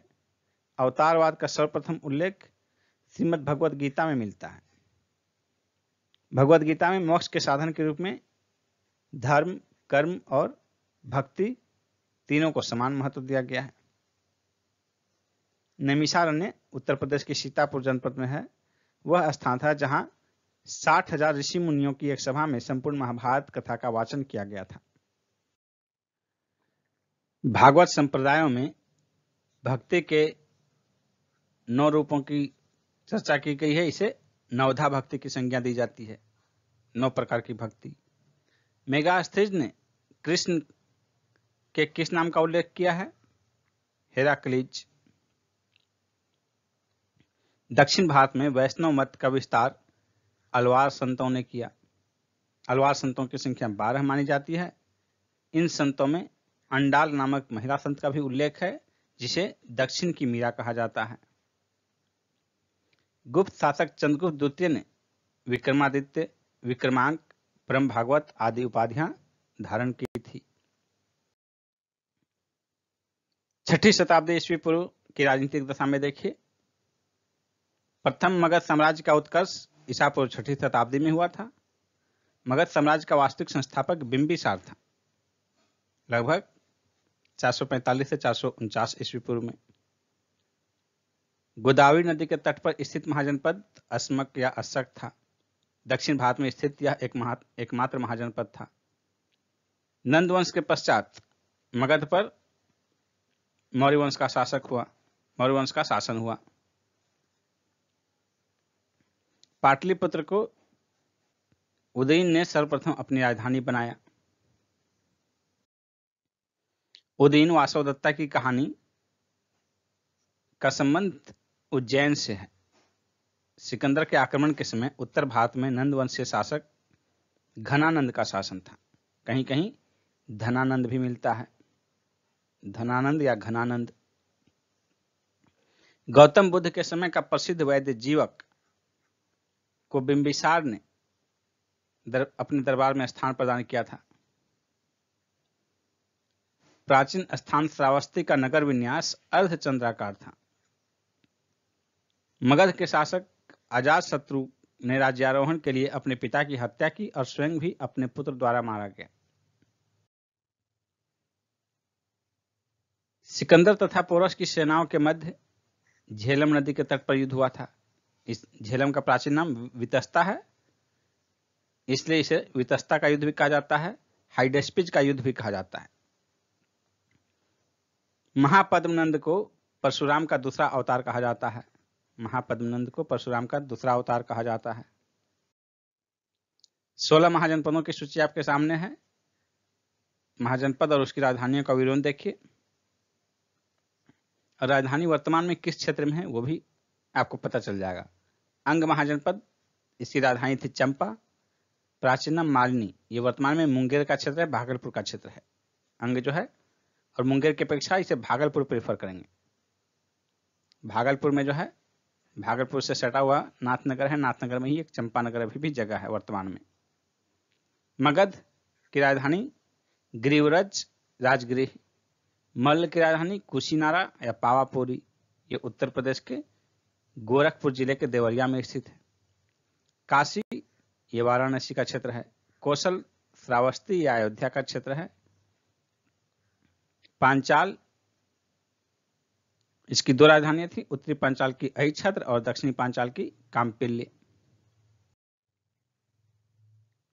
कुरु महाजनपद की राजधानी थी इंद्रप्रस्थ, वर्तमान में मेरठ का क्षेत्र। वज्जी महाजनपद का विदेह और मिथिला ये वर्तमान में नेपाल में है। मत्स्य जो है ये विराटनगर जयपुर का क्षेत्र। वत्स कौशाम्बी ये प्रयागराज का क्षेत्र। सुरसेन ये मथुरा का क्षेत्र, मथुरा राजधानी। चेदी की राजधानी सोत्थिवती या सुक्तिमती भी कहा जाता है। अस्मक, इसका पोतन या पोटली। अवंती, इसमें उत्तरी अवंती की राजधानी उज्जैन थी और दक्षिणी अवंती की राजधानी माहिष्मती। गांधार तक्षशिला, वर्तमान में पाकिस्तान का क्षेत्र। कंबोज, इसका राजधानी हाटक, वर्तमान में कश्मीर के क्षेत्र में। इन 16 महाजनपदों में वज्जी तथा मल्ल महाजनपदों में गणतांत्रिक व्यवस्था प्रचलित थी। हर्यक वंश का अंतिम शासक था नागदशक। इसकी हत्या कर इसके अमात्य शिशुनाग ने शिशुनाग वंश की स्थापना की। उज्जैन का प्राचीनतम नाम अवंतिका। सिकंदर की मृत्यु हुई थी बेबीलोन में 323 ईस्वी पूर्व में। ग्रीक लेखकों ने घनानंद का उल्लेख अग्रमिज एवं जैंद्रमिज के नाम से किया है। सिकंदर के समकालीन यूनानी लेखकों का विवरण देखिए। लेखक हैं अरिस्टोब्यूलस, समय दिया गया है। उसकी रचना है युद्ध का इतिहास। प्लूटार्क और एरियन ने अपनी रचनाओं का आधार बताया था इसको। ओनोसेक्रिटस सिकंदर की जीवनी किताब का नाम है। यह एक जहाजी बेड़े का चालक था। नियार्कस, स्ट्रेबो और एरियन का विवरण। यह सिकंदर के जहाजी बेड़े का एडमिरल था नियार्कस। बौद्ध ग्रंथ अंगुत्तर निकाय तथा जैन ग्रंथ भगवती सूत्र में 16 महाजनपदों का उल्लेख मिलता है। मौर्य साम्राज्य में हम लोग देखते हैं चाणक्य के बचपन का नाम विष्णुगुप्त था। वृहत स्तर पर प्रथम भारतीय साम्राज्य कौन सा था? चंद्रगुप्त मौर्य का था। सेंड्रोकोटस के नाम से चंद्रगुप्त मौर्य की पहचान किसने की? विलियम जोन्स ने की। चंद्रगुप्त मौर्य का विशिष्ट रूप से वर्णन विशाख दत्त के ग्रंथ में मिलता है। कौटिल्य द्वारा अर्थशास्त्र लिखा गया, जिसका संबंध अर्थशास्त्र से नहीं राजनीति शास्त्र से है। यह शासन के सिद्धांतों से संबंधित पुस्तक है, जिसमें मुख्य रूप से राजनीतिक तथा आर्थिक नीतियों पर प्रकाश डाला गया है। लेकिन यदि ऑप्शन में आपको सभी रहे तो ऑप्शन में राजनीतिक आर्थिक दोनों में से एक को चुनना हो तो राजनीतिक प्रीफर करेंगे। बुलंदीबाग नामक प्राचीन स्थान पाटलिपुत्र में स्थित था। मैकियावली का ग्रंथ द प्रिंस है, बहुत ही प्रसिद्ध रचना है, जिसकी तुलना कौटिल्य के अर्थशास्त्र की जाती है। पाटलिपुत्र में स्थित चंद्रगुप्त का महल मुख्यतः लकड़ी से निर्मित था। सेल्यूकस, जिसे अलेक्जेंडर द्वारा सिंध तथा अफगानिस्तान का प्रशासक नियुक्त किया गया था, को भारतीय राजा चंद्रगुप्त मौर्य ने पराजित किया था। बिंदुसार ने मैत्रीपूर्ण व्यवहार में सीरिया के शासक एंटियोकस से 3 वस्तुओं की मांग की। वो 3 वस्तु थी मीठी मदिरा, सूखी अंजीर और एक दार्शनिक। दार्शनिक को छोड़कर अन्य वस्तुओं को एंटियोकस ने बिंदुसार के पास भेजा था। कुम्भलरार नामक स्थल से पाटलिपुत्र के अवशेष प्राप्त हुए हैं। सम्राट अशोक ने सहिष्णुता, उदारता और करुणा के त्रिविध आधार पर राजधर्म की स्थापना की थी। कलिंग युद्ध के बाद उनका हृदय परिवर्तन हो गया था। सेंड्रोकोट्स चंद्रगुप्त मौर्य तथा सिकंदर महान की भेंट का उल्लेख जस्टिन ने किया है। जस्टिन सेंड्रोकोट्स और सिकंदर की भेंट का उल्लेख करता है। इसमें सेंट्रल कोर्ट्स की पहचान चंद्रगुप्त मौर्य से की जाती है। मालवा, गुजरात और महाराष्ट्र को चंद्रगुप्त मौर्य ने पहली बार जीता था। मौर्यकालीन तीर्थ देखिए अधिकारी। मौर्यकाल में सबसे उच्च स्तर के अधिकारी को तीर्थ कहा जाता था और तीर्थ की कुल संख्या 18 थी। देखिए हम लोग सभी तीर्थ का वर्णन देखेंगे और उनका विभाग कौन सा था, उनका कार्य क्या था। सबसे महत्वपूर्ण मंत्री या पुरोहित या प्रधानमंत्री तथा उसके प्रमुख धर्माधिकारी होता था। युवराज राजा का उत्तराधिकारी। सन्निधाता राजकीय कोषागार का प्रधान अधिकारी होता था, यानी कि कोषाध्यक्ष। समाहर्ता ये कर संग्राहक होता था, राजस्व विभाग का सर्वोच्च अधिकारी, वित्त मंत्री भी कह सकते हैं। मंत्री परिषद अध्यक्ष ये मंत्री परिषद का अध्यक्ष होता था। प्रदेष्टा ये फौजदारी न्यायालय का न्यायाधीश होता था। व्यावहारिक ये दीवानी न्यायालय का प्रमुख न्यायाधीश होता था।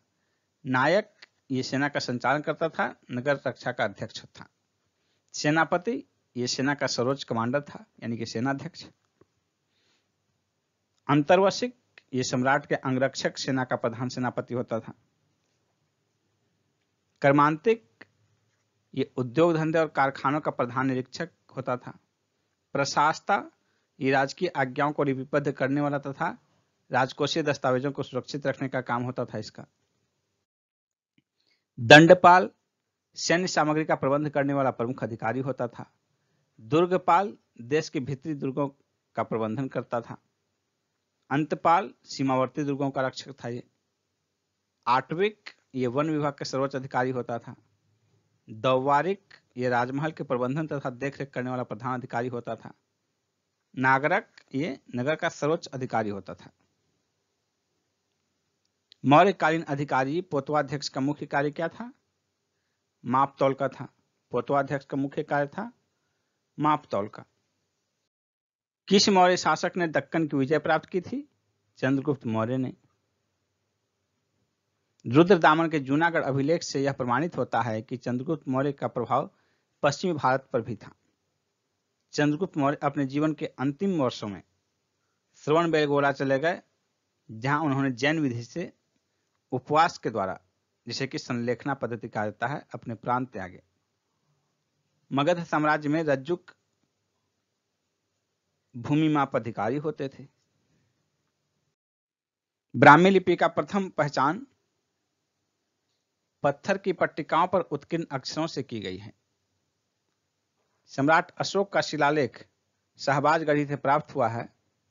यह शहबाजगढ़ी पाकिस्तान के पेशावर में स्थित है।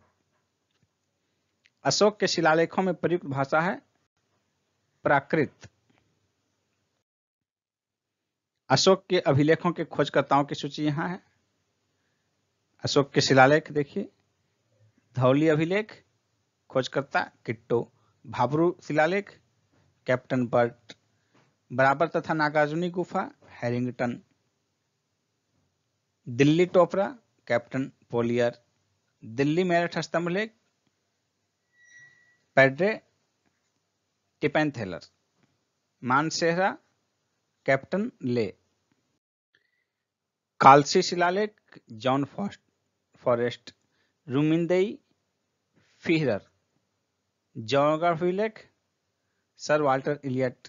गिरनार शिलालेख, लेफ्टिनेंट कर्नल टाड। शहबाजगढ़ी, एक फ्रांसीसी अधिकारी। इलाहाबाद स्तंभलेख, टी.एस. बर्ट। मास्की अभिलेख, बिडेन। निगाली सागर, फिहरर। रामपुरवा का कार्लाइल। सारनाथ स्तंभ, ऑरेल स्टाइन। ये दोनों बहुत ही महत्वपूर्ण है। अशोक ने बौद्ध होने के बाद भी हिंदू धर्म में आस्था नहीं छोड़ी। इसका प्रमाण किससे मिलता है? उसके देवानाम प्रिय प्रियदर्शी उपनाम से, जिसका अर्थ है देवों का प्यारा। प्राक अशोक ब्राह्मी लिपि का पता श्रीलंका स्थित अनुराधापुर से चलता है। सारनाथ स्तंभ का निर्माण सम्राट अशोक ने करवाया था। भारतीय उपमहाद्वीप का प्रथम शासक अशोक था, जिसने अभिलेखों के माध्यम से शासनादेश जारी किए थे। भाबरू स्तंभ राजस्थान का वह ऐसा स्तंभ है जिसमें अशोक ने स्वयं को मगध का सम्राट बताया है। ब्राह्मी लिपि में लिखे अशोक के शिलालेखों को सर्वप्रथम जेम्स प्रिंसेप ने पढ़ा था। अशोक के 5वें वृहद शिलालेख से धर्म महामात्राओं की नियुक्ति की सूचना मिलती है। गुर्जरा लघु शिलालेख मध्य प्रदेश के दतिया जिले में स्थित है।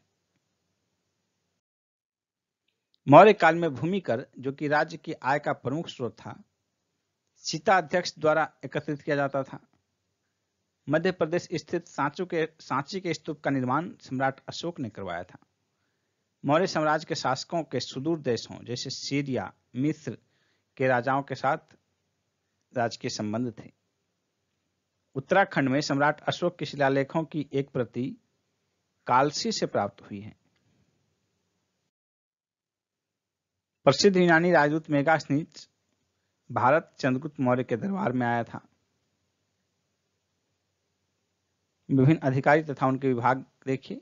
सीताध्यक्ष कृषि विभाग का अध्यक्ष, अकाराध्यक्ष खान विभाग का अध्यक्ष, लक्षणाध्यक्ष मुद्रा विभाग का प्रधान, शुल्काध्यक्ष व्यापारिक कर का प्रधान, मुद्राध्यक्ष पासपोर्ट विभाग का अध्यक्ष, संस्थाध्यक्ष व्यापारिक मार्गों का अध्यक्ष। गुप्तचर व्यवस्था का प्रथम विस्तृत वर्णन अर्थशास्त्र में मिलता है, कौटिल्य के अर्थशास्त्र में। मौर्य काल की पुस्तक इंडिका, जिसकी रचना मेगास्थनीज ने की थी, इसमें जहाज निर्माण तथा नाविक गतिविधियों का वर्णन मिलता है। चंद्रगुप्त मौर्य अपने अंतिम समय में जैन धर्म का अनुयायी हो गए थे। तक्षशिला से मौर्य काल में शिक्षा का प्रसिद्ध केंद्र था। गांव के शासन को स्वायत्तशासी पंचायतों के माध्यम से संचालित करने की व्यवस्था का सूत्रपात मौर्यों ने किया था। मेगास्थनीज ने अपनी पुस्तक इंडिका में भारतीय समाज को 7 श्रेणियों में विभाजित किया है। अशोक का समकालीन तुर्मय मिस्र का राजा था। मिस्र के शासक टॉलेमी फिलाडेल्फस के साथ अशोक के राजनयिक संबंध थे। संभवतः इसी को तुर्मय कहा जा गया है। चंद्रगुप्त मौर्य तथा अशोक दोनों का एक साथ उल्लेख महाक्षत्रप रुद्रदामन के जूनागढ़ अभिलेख में किया गया है। भाग तथा बलि राजस्व के स्रोत थे। गिरनार क्षेत्र में एक झील का निर्माण चंद्रगुप्त मौर्य ने करवाया था। कौशाम्बी तथा प्रयाग के स्तंभों से अशोक की रानी कौरवा के द्वारा दान दिए जाने का उल्लेख मिलता है। इसे रानी का अभिलेख कहा जाता है। प्राचीन भारत के किस ग्रंथ में पति द्वारा प्रत्यक्त पत्नी के लिए विवाह विच्छेद की अनुमति दी गई है? अर्थशास्त्र में। कलिंग युद्ध के विजय तथा क्षत्रियों का वर्णन अशोक के 13वें शिलालेख में किया गया है। अशोक के शिलालेखों से दक्षिण राज्य सातवाहन के अतिरिक्त सभी दक्षिण राज्यों का उल्लेख प्राप्त होता है। अंतिम मौर्य सम्राट बृहद्रथ मौर्यों की जल संसाधन व्यवस्था की जानकारी रुद्रदामन के गिरनार अभिलेख से प्राप्त होती है।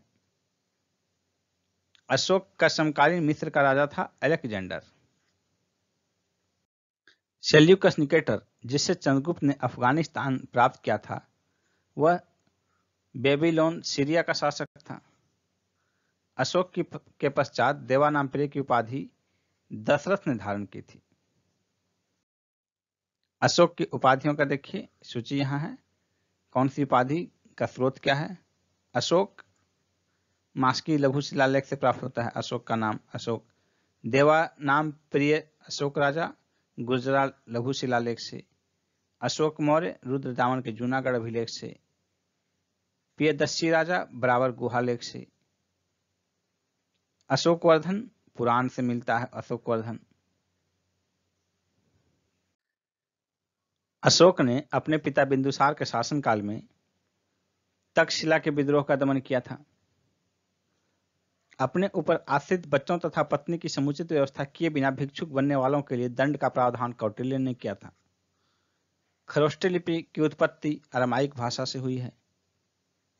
कौटिल्य चंद्रगुप्त मौर्य का प्रधानमंत्री था। मौर्यों के पश्चात भारत की उत्तर पश्चिमी सीमा पर बैक्ट्रियन शासकों का अधिकार हुआ।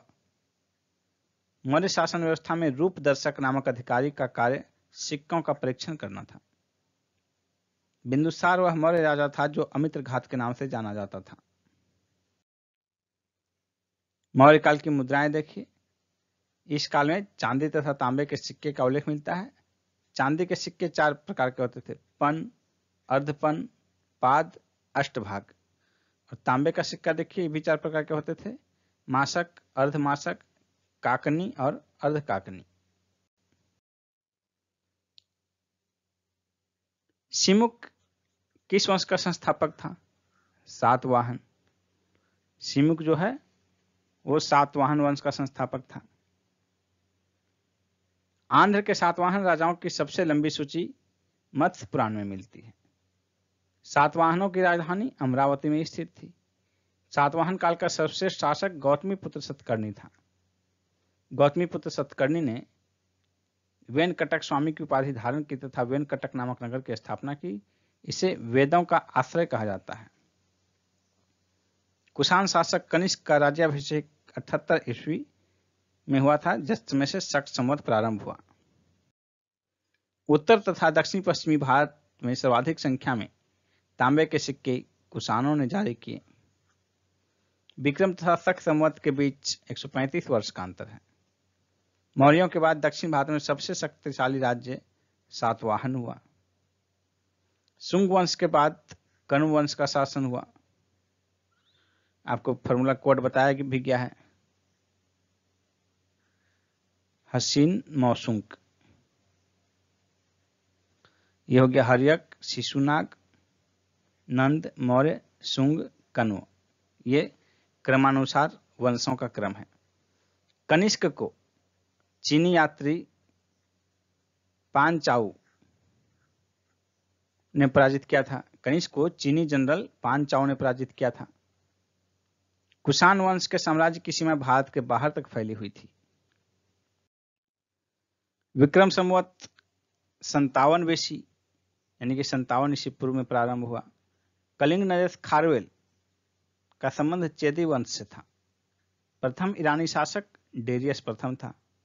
अफगानिस्तान में स्थित बामियान बुद्ध की विशाल प्रतिमा के लिए प्रसिद्ध है।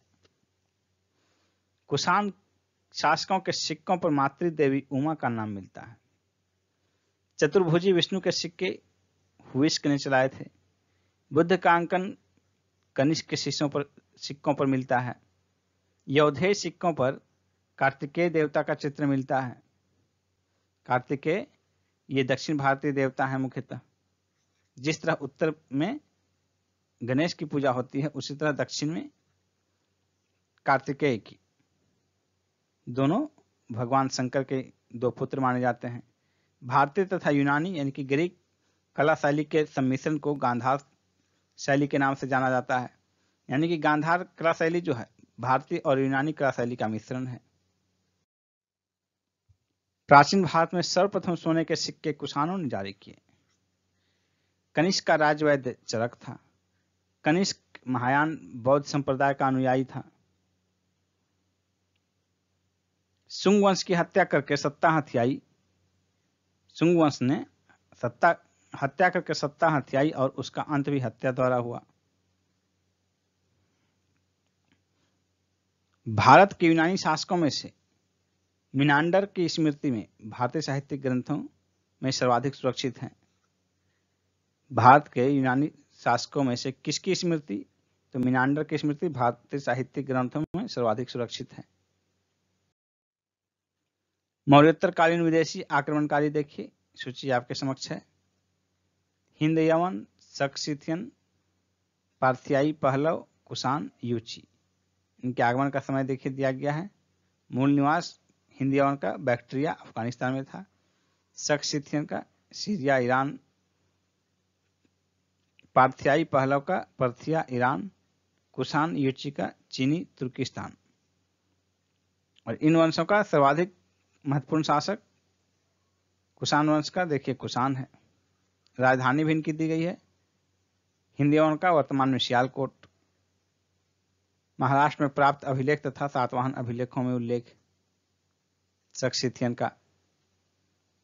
कुषाण के उज्जैनी, वर्तमान में उज्जैन का क्षेत्र, पुरुषपुर, वर्तमान में पेशावर का क्षेत्र। गुप्त काल में हम लोग देखते हैं गुप्त राजवंश का प्रथम शासक कौन था? गुप्त राजवंश का प्रथम शासक श्रीगुप्त था। नगरों का क्रमिक पतन गुप्त काल की एक महत्वपूर्ण विशेषता है। प्राचीन भारत में गुप्त वंश को शासनकाल का स्वर्ण युग कहा जाता है। गुप्त वंश की अवधि 275 से 550 ईस्वी तक मानी जाती है। भारत का नेपोलियन समुद्रगुप्त को कहा जाता है। समुद्रगुप्त प्रथम गुप्त शासक था जिसने परम भागवत की उपाधि धारण की। इसके बाद गुप्त शासक चंद्रगुप्त द्वितीय ने भी परम भागवत की उपाधि धारण की थी। गुप्त संवत की स्थापना चंद्रगुप्त प्रथम ने की थी। किस गुप्त राजा का एक अन्य नाम देवगुप्त भी था? चंद्रगुप्त द्वितीय का। गुप्त काल में उत्तर भारतीय व्यापार ताम्रलिप्ति बंद पत्थर से संचालित होता था। इलाहाबाद अस्तम अभिलेख प्रयाग प्रशस्ति से समुद्रगुप्त के शासनकाल तथा सैन्य अभियान के विषय में जानकारी प्राप्त होती है।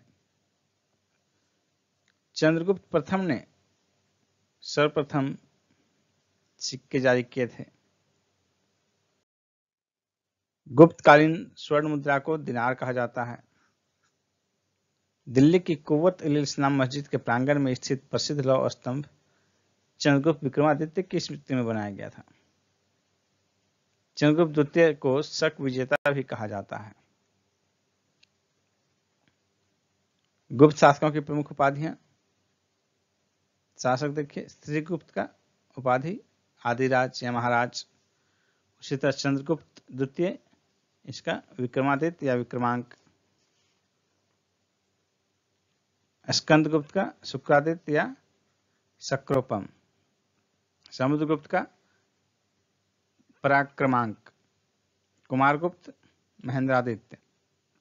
चंद्रगुप्त प्रथम महाराजा धीराज। गुप्तकालीन अधिकारी या अधिकारी हैं और संबंधित विभाग। महासेनापति सेना का सर्वोच्च अधिकारी होता था। रणभंडारिक सेना की आवश्यकताओं की पूर्ति करने वाला प्रधान अधिकारी होता था। महासंधि विग्राहक ये युद्ध तथा शांति का प्रधान होता था। महाभंडागाराधिकृत ये राजकीय कोष का प्रधान होता था। महाअक्ष पटलिक ये अभिलेख विभाग का प्रधान होता था। सर्वाध्यक्ष केंद्रीय सचिवालय का प्रधान होता था। महाप्रतिहार राजप्रसाद का मुख्य सुरक्षा अधिकारी होता था। ध्रुवाधिकरण भूमि कर वसूल करने वाला विभाग का प्रधान होता था।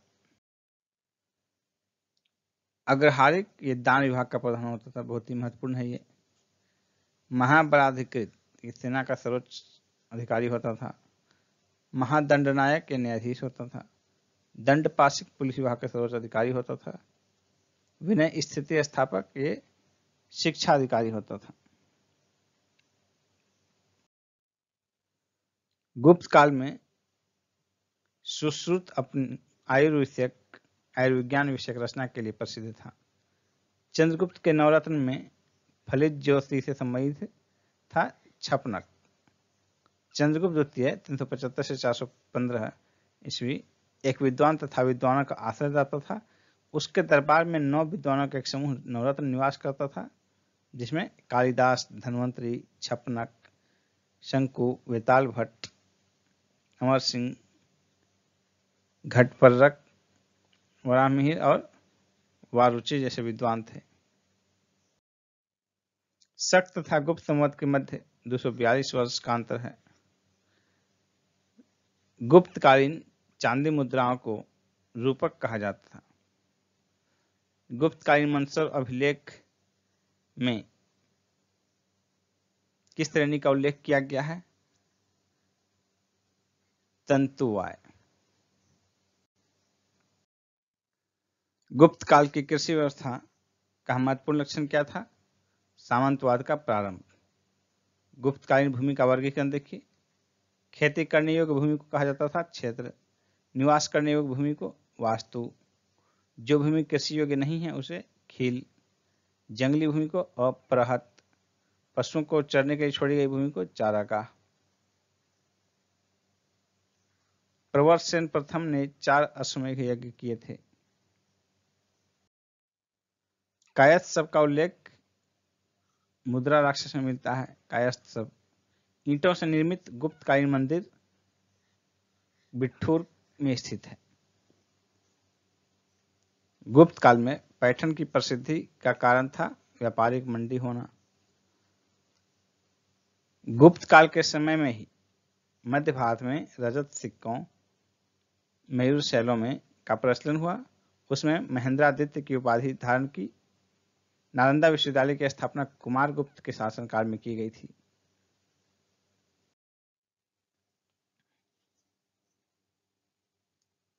शतरंज के खेल भारत में गुप्त काल के दौरान प्रारंभ हुआ था, जहां इसे चतुरांग के नाम से जाना जाता था। भारत से यह ईरान और उसके बाद यूरोप पहुंचा। गुप्त काल में ताम्रलिप्ति बंदरगाह से दक्षिण पूर्व एशियाई राष्ट्रों को जहाज रवाना होते थे। चीनी यात्री फाइयान ने गुप्त काल को भारत की दशा का वर्णन किया है। फाइयान ने गुप्त काल में भारतीय दशा का वर्णन किया है। भारत हिंदू देवी देवताओं को समर्पित सबसे प्राचीन मंदिर गुप्त काल का है। गुप्त काल में चीन से भारत में रेशमी कपड़े का आयात किया जाता था। सती प्रथा का प्रथम अभिलेखीय साक्ष्य ईरान से प्राप्त हुआ है, जो 510 ईस्वी का है, जिसमें गोपराज नामक सेनापति की स्त्री की सती होने का उल्लेख है। गणराज्यों के अंत के लिए समुद्रगुप्त उत्तरदायी था। गुप्त काल का प्रसिद्ध खगोल शास्त्री आर्यभट्ट था।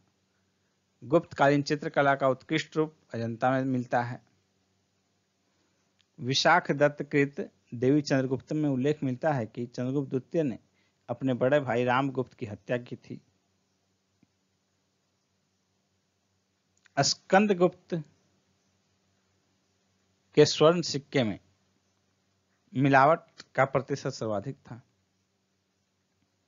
गुप्त काल में लिखित संस्कृत नाटकों में शुद्ध तथा स्त्रियों की संवाद की भाषा थी प्राकृत, जबकि उच्च वर्ग संस्कृत बोलते थे। गुप्त वंश का अंतिम शासक विष्णुगुप्त था। चंद्रगुप्त द्वितीय विक्रमादित्य को शकों पर विजय के कारण सकारी कहा गया। प्रयाग अभिलेख में समुद्रगुप्त को लिच्छवी दहित्र बताया गया है। हुनों ने स्कंदगुप्त के शासनकाल में आक्रमण किया था, जिसमें स्कंदगुप्त ने हुनों पर विजय पाई। गुप्त काल में श्रेणियों से बड़ी संस्था, जिसके शिल्प श्रेणियां सदस्य थी, को निगम कहा जाता था। अग्रहार का तात्पर्य था ब्राह्मणों को दिया गया भूदान। विदिशा के पास उदयगिरी बुद्ध गुफाओं का निर्माण गुप्त काल में हुआ था।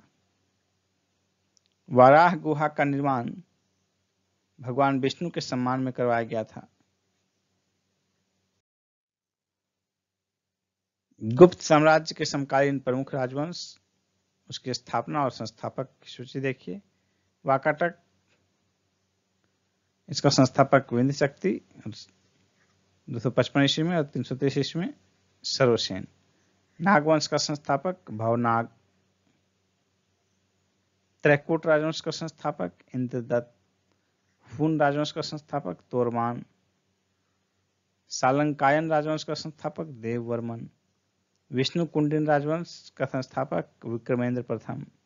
माथुर राजवंश का संस्थापक अच्युत 325 ईस्वी में, 350 में शंकर वर्मन। गुर्जर प्रतिहार की स्थापना नागभट्ट प्रथम ने की थी। राष्ट्रकूट साम्राज्य की स्थापना दंतेद्रुप ने की थी। गुप्तोत्तर भारत में मुख्यतः घोड़ों का बड़े पैमाने पर आयात किया जाता था। मौखरी राजवंशों की राजधानी कन्नौज में स्थित थी। सम्राट हर्षवर्धन ने अपने शासनकाल में कन्नौज तथा प्रयागराज में 2 बौद्ध सम्मेलनों का आयोजन किया था। बाल विवाह की प्रथा कुषाण काल में प्रारंभ हुई थी। प्राचीन भारत में सिंचाई कर को विदक भागम कहा जाता था। विदक भागम हर्ष के प्रशासन में अवंती युद्ध तथा शांति का अधिकारी था। इसके अतिरिक्त कुछ अन्य अधिकारी निम्न थे: शंखनाद सेनापति, कुंतल अश्वसेना का प्रधान, स्कंदगुप्त हस्तसेना का प्रधान, सामंत या महाराज नागरिक प्रशासन का प्रमुख। तीसरी शताब्दी में वारंगल लोहे के संयंत्रण या उपकरणों के लिए प्रसिद्ध था। पुराणों के अनुसार चंद्रवंशी शासकों का मूल स्थान प्रतिष्ठानपुर माना जाता है। हर्षचरित नामक पुस्तक के रचयिता वान भट्ट थे। हर्ष का शासन काल 600 से 641 ईस्वी के बीच माना जाता है। सम्राट हर्ष ने अपनी राजधानी थानेश्वर से कन्नौज स्थानांतरित की थी। कवि बाण भट्ट औरंगाबाद महाराष्ट्र का निवासी था। नर्मदा नदी पर सम्राट हर्ष के दक्षिणावर्ती आगमन को पुलकेशिन द्वितीय ने रोका था। नालंदा विश्वविद्यालय बिहार में स्थित है। व्हेनसांग सम्राट हर्षवर्धन के शासनकाल में भारत आया था। भारत में नारियल की खेती सातवाहन काल में प्रारंभ हुई थी। कौशेय शब्द का प्रयोग रेशम के लिए किया गया है। गुप्तोत्तर काल में प्रमुख व्यापारिक केंद्र कन्नौज था। व्हेनसांग की भारत में यात्रा के समय सूती वस्त्रों के उत्पादन के लिए सबसे प्रसिद्ध केंद्र था मथुरा। गुप्तोत्तर काल में भूमि का राजस्व ग्राम सभा के हाथों में थी।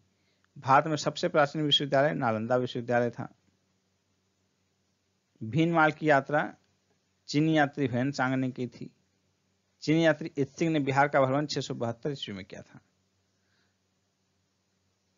हर्ष को 3 नाटकों प्रियदर्शिका, रत्नावली और नागानंद के रचयिता के रूप में जाना जाता है। नालंदा विश्वविद्यालय को बख्तियार खिलजी ने नष्ट किया था। उत्तर गुप्त काल में जजमानी व्यवस्था कहलाने वाली एक नई प्रकार की सामाजिक संरचना का भारत में उदय हुआ था। चीन में दूत भेजने वाले शासक हर्षवर्धन भेजा था, नरसिंह द्वितीय भेजा था, यशोवर्मन और कुलोत्तुंग प्रथम। खजुराहो का मातंगेश्वर मंदिर भगवान शिव को समर्पित है।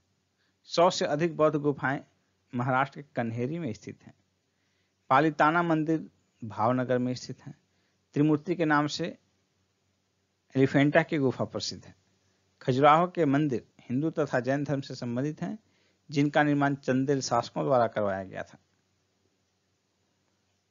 एलोरा की प्रसिद्ध शैलकृत मंदिर तथा गुफाएं हिंदू, बौद्ध और जैन धर्म से संबंधित हैं।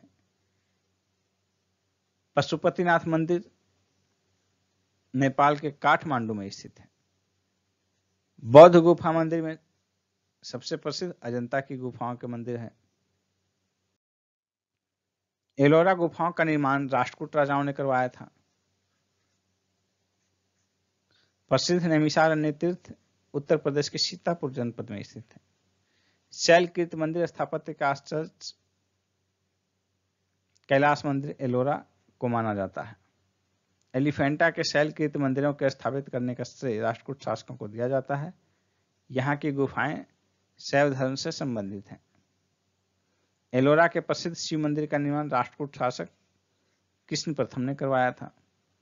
अंकोर वाट का विष्णु मंदिर कंबोडिया में स्थित है। किस धर्म को राष्ट्रकूटों का संरक्षक प्राप्त था? संरक्षण जैन धर्म को। कोणार्क सूर्य मंदिर का निर्माण शासक नरसिंह देव बर्मन ने करवाया था। काला पैगोडा, ब्लैक पैगोडा के नाम से कोणार्क के सूर्य मंदिर को जाना जाता है।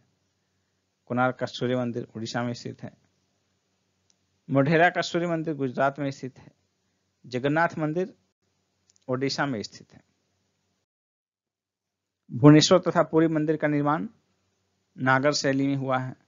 द्रविड़ शैली के मंदिरों में गोपुरम का तात्पर्य था तोरण के ऊपर बने अलंकृत तथा बहुमंजिला भवन। ओडिशा के भुवनेश्वर में स्थित लिंगराज मंदिर वहां के नष्ट हुए मंदिरों में सबसे बड़ा और सबसे ऊंचा मंदिर है। चट्टानों को काटकर महाबलीपुरम का मंदिर पल्लव शासकों द्वारा बनवाया गया। प्राचीन नगर तक्षशिला सिंधु और झेलम नदी के मध्य स्थित थी। ऐतिहासिक दिगंबर जैन तीर्थ स्थल सोनगिरी मध्य प्रदेश में स्थित है। प्रसिद्ध विरूपाक्ष मंदिर कर्नाटक के हम्पी में अवस्थित है। आदि शंकराचार्य ने देश के चारों कोने में 4 मठ स्थापित किए थे। उत्तर में उत्तराखंड में ज्योतिर्मठ,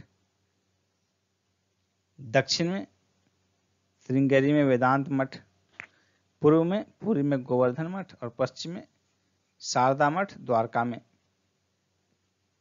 भारत के सांस्कृतिक इतिहास के संदर्भ में पंचायतन शब्द किसे निर्दिष्ट करता है? मंदिर रचना शैली को।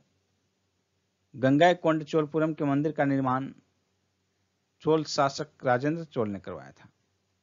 राज चोल द्वारा निर्मित बृहदेश्वर मंदिर द्रविड़ शैली का उदाहरण है। बोरोबुदुर का प्रख्यात स्तूप इंडोनेशिया के जावा द्वीप पर स्थित है। मंदिर स्थापत्य कला देखिए, प्रमुख मंदिर और कहाँ स्थित है। ऐरन का विष्णु मंदिर, सागर जिला मध्य प्रदेश। भूमरा का शिव मंदिर, मध्य प्रदेश का सतना। सिरपुर का लक्ष्मण मंदिर, छत्तीसगढ़ के रायपुर में। तिगवा का विष्णु मंदिर, मध्य प्रदेश के जबलपुर में। नसना कुठार का पार्वती मंदिर, पन्ना मध्य प्रदेश में। भीतरगांव का कृष्ण मंदिर, कानपुर जिला में उत्तर प्रदेश में। पिपरिया का विष्णु मंदिर, मध्य प्रदेश के सतना जिला में। देवगढ़ का दशावतार मंदिर, उत्तर प्रदेश के ललितपुर जिला में। चालुक्य वंश का सबसे महान शासक पुलकेशिन द्वितीय को माना जाता है। दक्षिण भारत का कौन सा राजवंश अपनी नौसैनिक शक्ति के लिए प्रसिद्ध था? चोल राजवंश। मामल्लपुरम के रथ स्मारकों का निर्माण पल्लव वंश के शासकों ने करवाया था। महाबलीपुरम के रथ मंदिरों का निर्माण नरसिंह वर्मन प्रथम ने करवाया था। पांड्य राज्य मोतियों के उत्पादन के लिए प्रसिद्ध था। चोल काल में निर्मित नटराज की कांस्य प्रतिमा की देव आकृति चतुर्भुज है। दक्षिण भारत में चोल काल के स्थापत्य में विश्व की श्रेष्ठतम प्रतिमा नटराज की प्रसिद्ध कांस्य मूर्ति को माना जाता है। कवि कालिदास के नाम का उल्लेख ऐहोल के उत्कीर्ण लेख में हुआ है। चोलों का राज्य किस क्षेत्र तक विस्तृत था? कोरोमंडल तट एवं दक्कन के कुछ भाग तक। चोल राजवंश के शासक अपने शासन काल में ही अपना उत्तराधिकारी घोषित कर देते थे। चोल वंश के चोल साम्राज्य का अंततः मलिक काफूर ने समाप्त किया था चोल साम्राज्य को।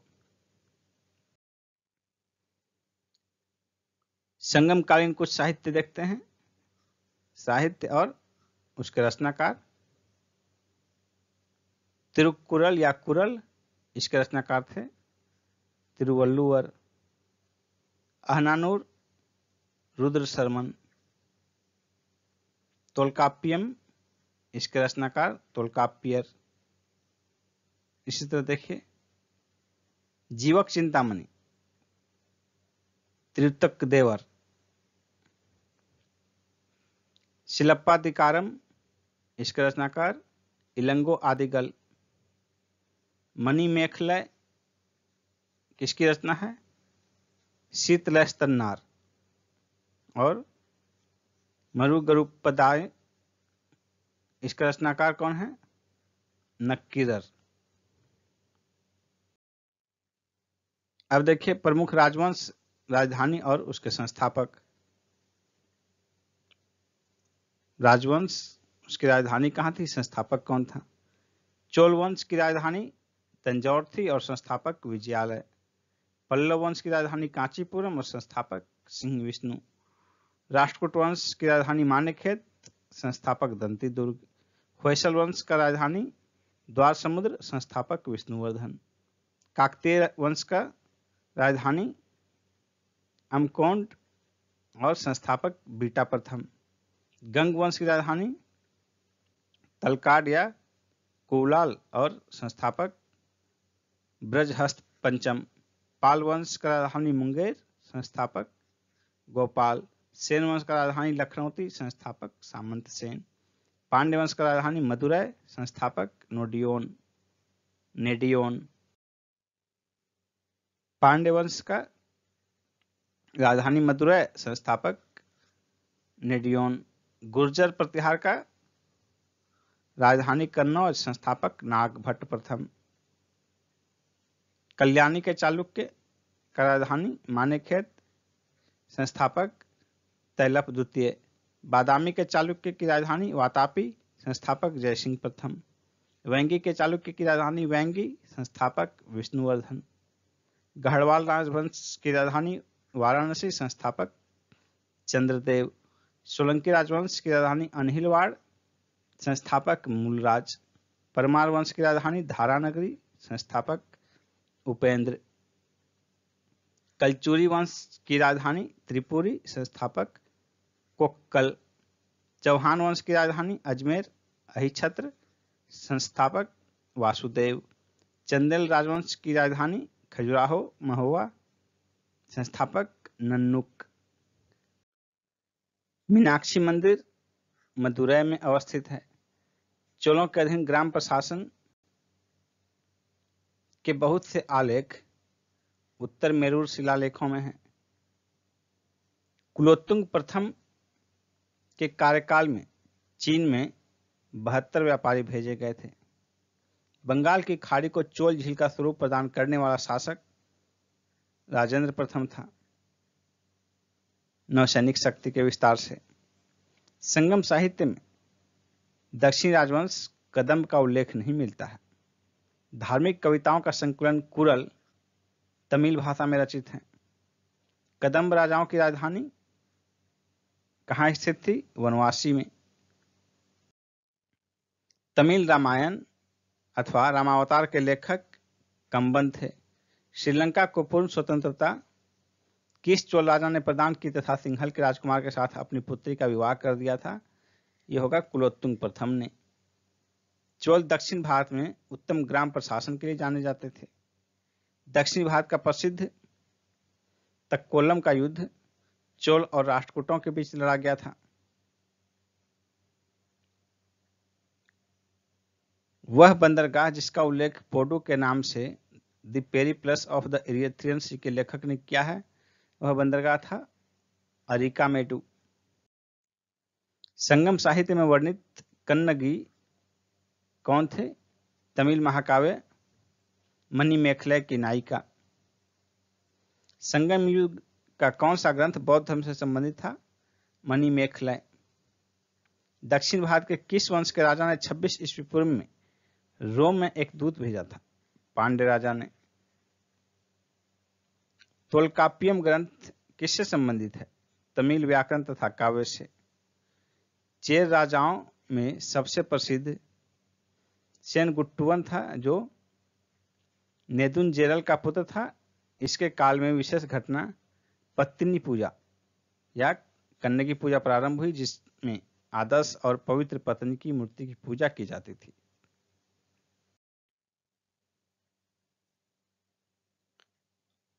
तोलकाप्पियम तमिल संगम तमिलों का प्राचीनतम उपलब्ध ग्रंथ है। वेंगी नदी को पांड्य राज्य की जीवन रेखा कहा जाता है। कन्नड़ साहित्य में त्रिरत्न थे, पंपा, पोन्ना और रन्ना। संगम काल के चोल शासकों में सबसे प्रतापी शासक करिकाल था।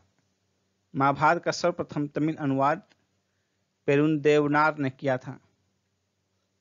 दक्षिण भारतीय प्रसिद्ध महाकाव्य कुरल के लेखक संत कवि तिरुवल्लुवर थे। संगमकालीन चोल शासकों का धर्म शैव था। संगम युग के शासकीय ग्रंथों की रचना 100 ईस्वी से पूर्व से 100 ईस्वी के बीच की गई थी। संगम कालीन प्रचलित शब्दावली देखिए। कुछ शब्दावलियां हैं जो कि संगम काल में प्रचलित थी मुख्य रूप से, और उनका क्या मतलब होता था, क्या अर्थ होता था। वरियम का तात्पर्य क्या था? उपज की दृष्टि से लिया जाने वाला कर। वरियम इस कर को वसूलने वाले अधिकारी को भी कहा जाता था, वरियर। कराई क्या था? भू राजस्व या लगान, जो कि उपज का 6ठा भाग होता था और यह राज्य की आय का मुख्य स्रोत होता था। इराई क्या था? सामंतों द्वारा दिया जाने वाला कर या युद्ध में लूटे हुए माल में राज्य का हिस्सा इराई कहलाता था। जबरन लिया जाने वाला उपहार जो है कहलाता था। उल्गू या संगम सीमा शुल्क तथा मार्ग कर होता था। राज्य की आय का दूसरा मुख्य स्रोत था। पहला मुख्य स्रोत कराई था। कडमई या पाडुवडु राजा को दिया जाने वाला शुल्क था। माँ व बेली भूमाप की इकाई थी। कलम अनाज के मापतौल की इकाई थी। संगमकालीन साहित्य में राजा के लिए कोन, को, मन्नन आदि शब्द प्रयुक्त हुए थे। संगम ग्रंथ में उल्लिखित मुरुगन किस देवता से साम्य रखते थे? स्कंद से। इनका अन्य नाम कार्तिकेयन, कुमार एवं सुब्रमण्यम स्वामी भी है।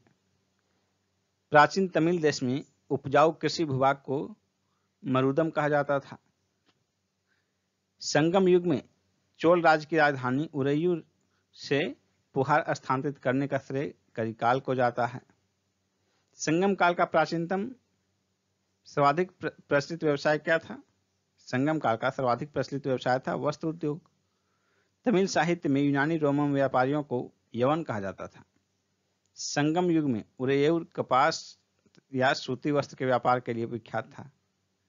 उरैयूर जो है कपास या सूती वस्त्र के व्यापार के लिए प्रसिद्ध था।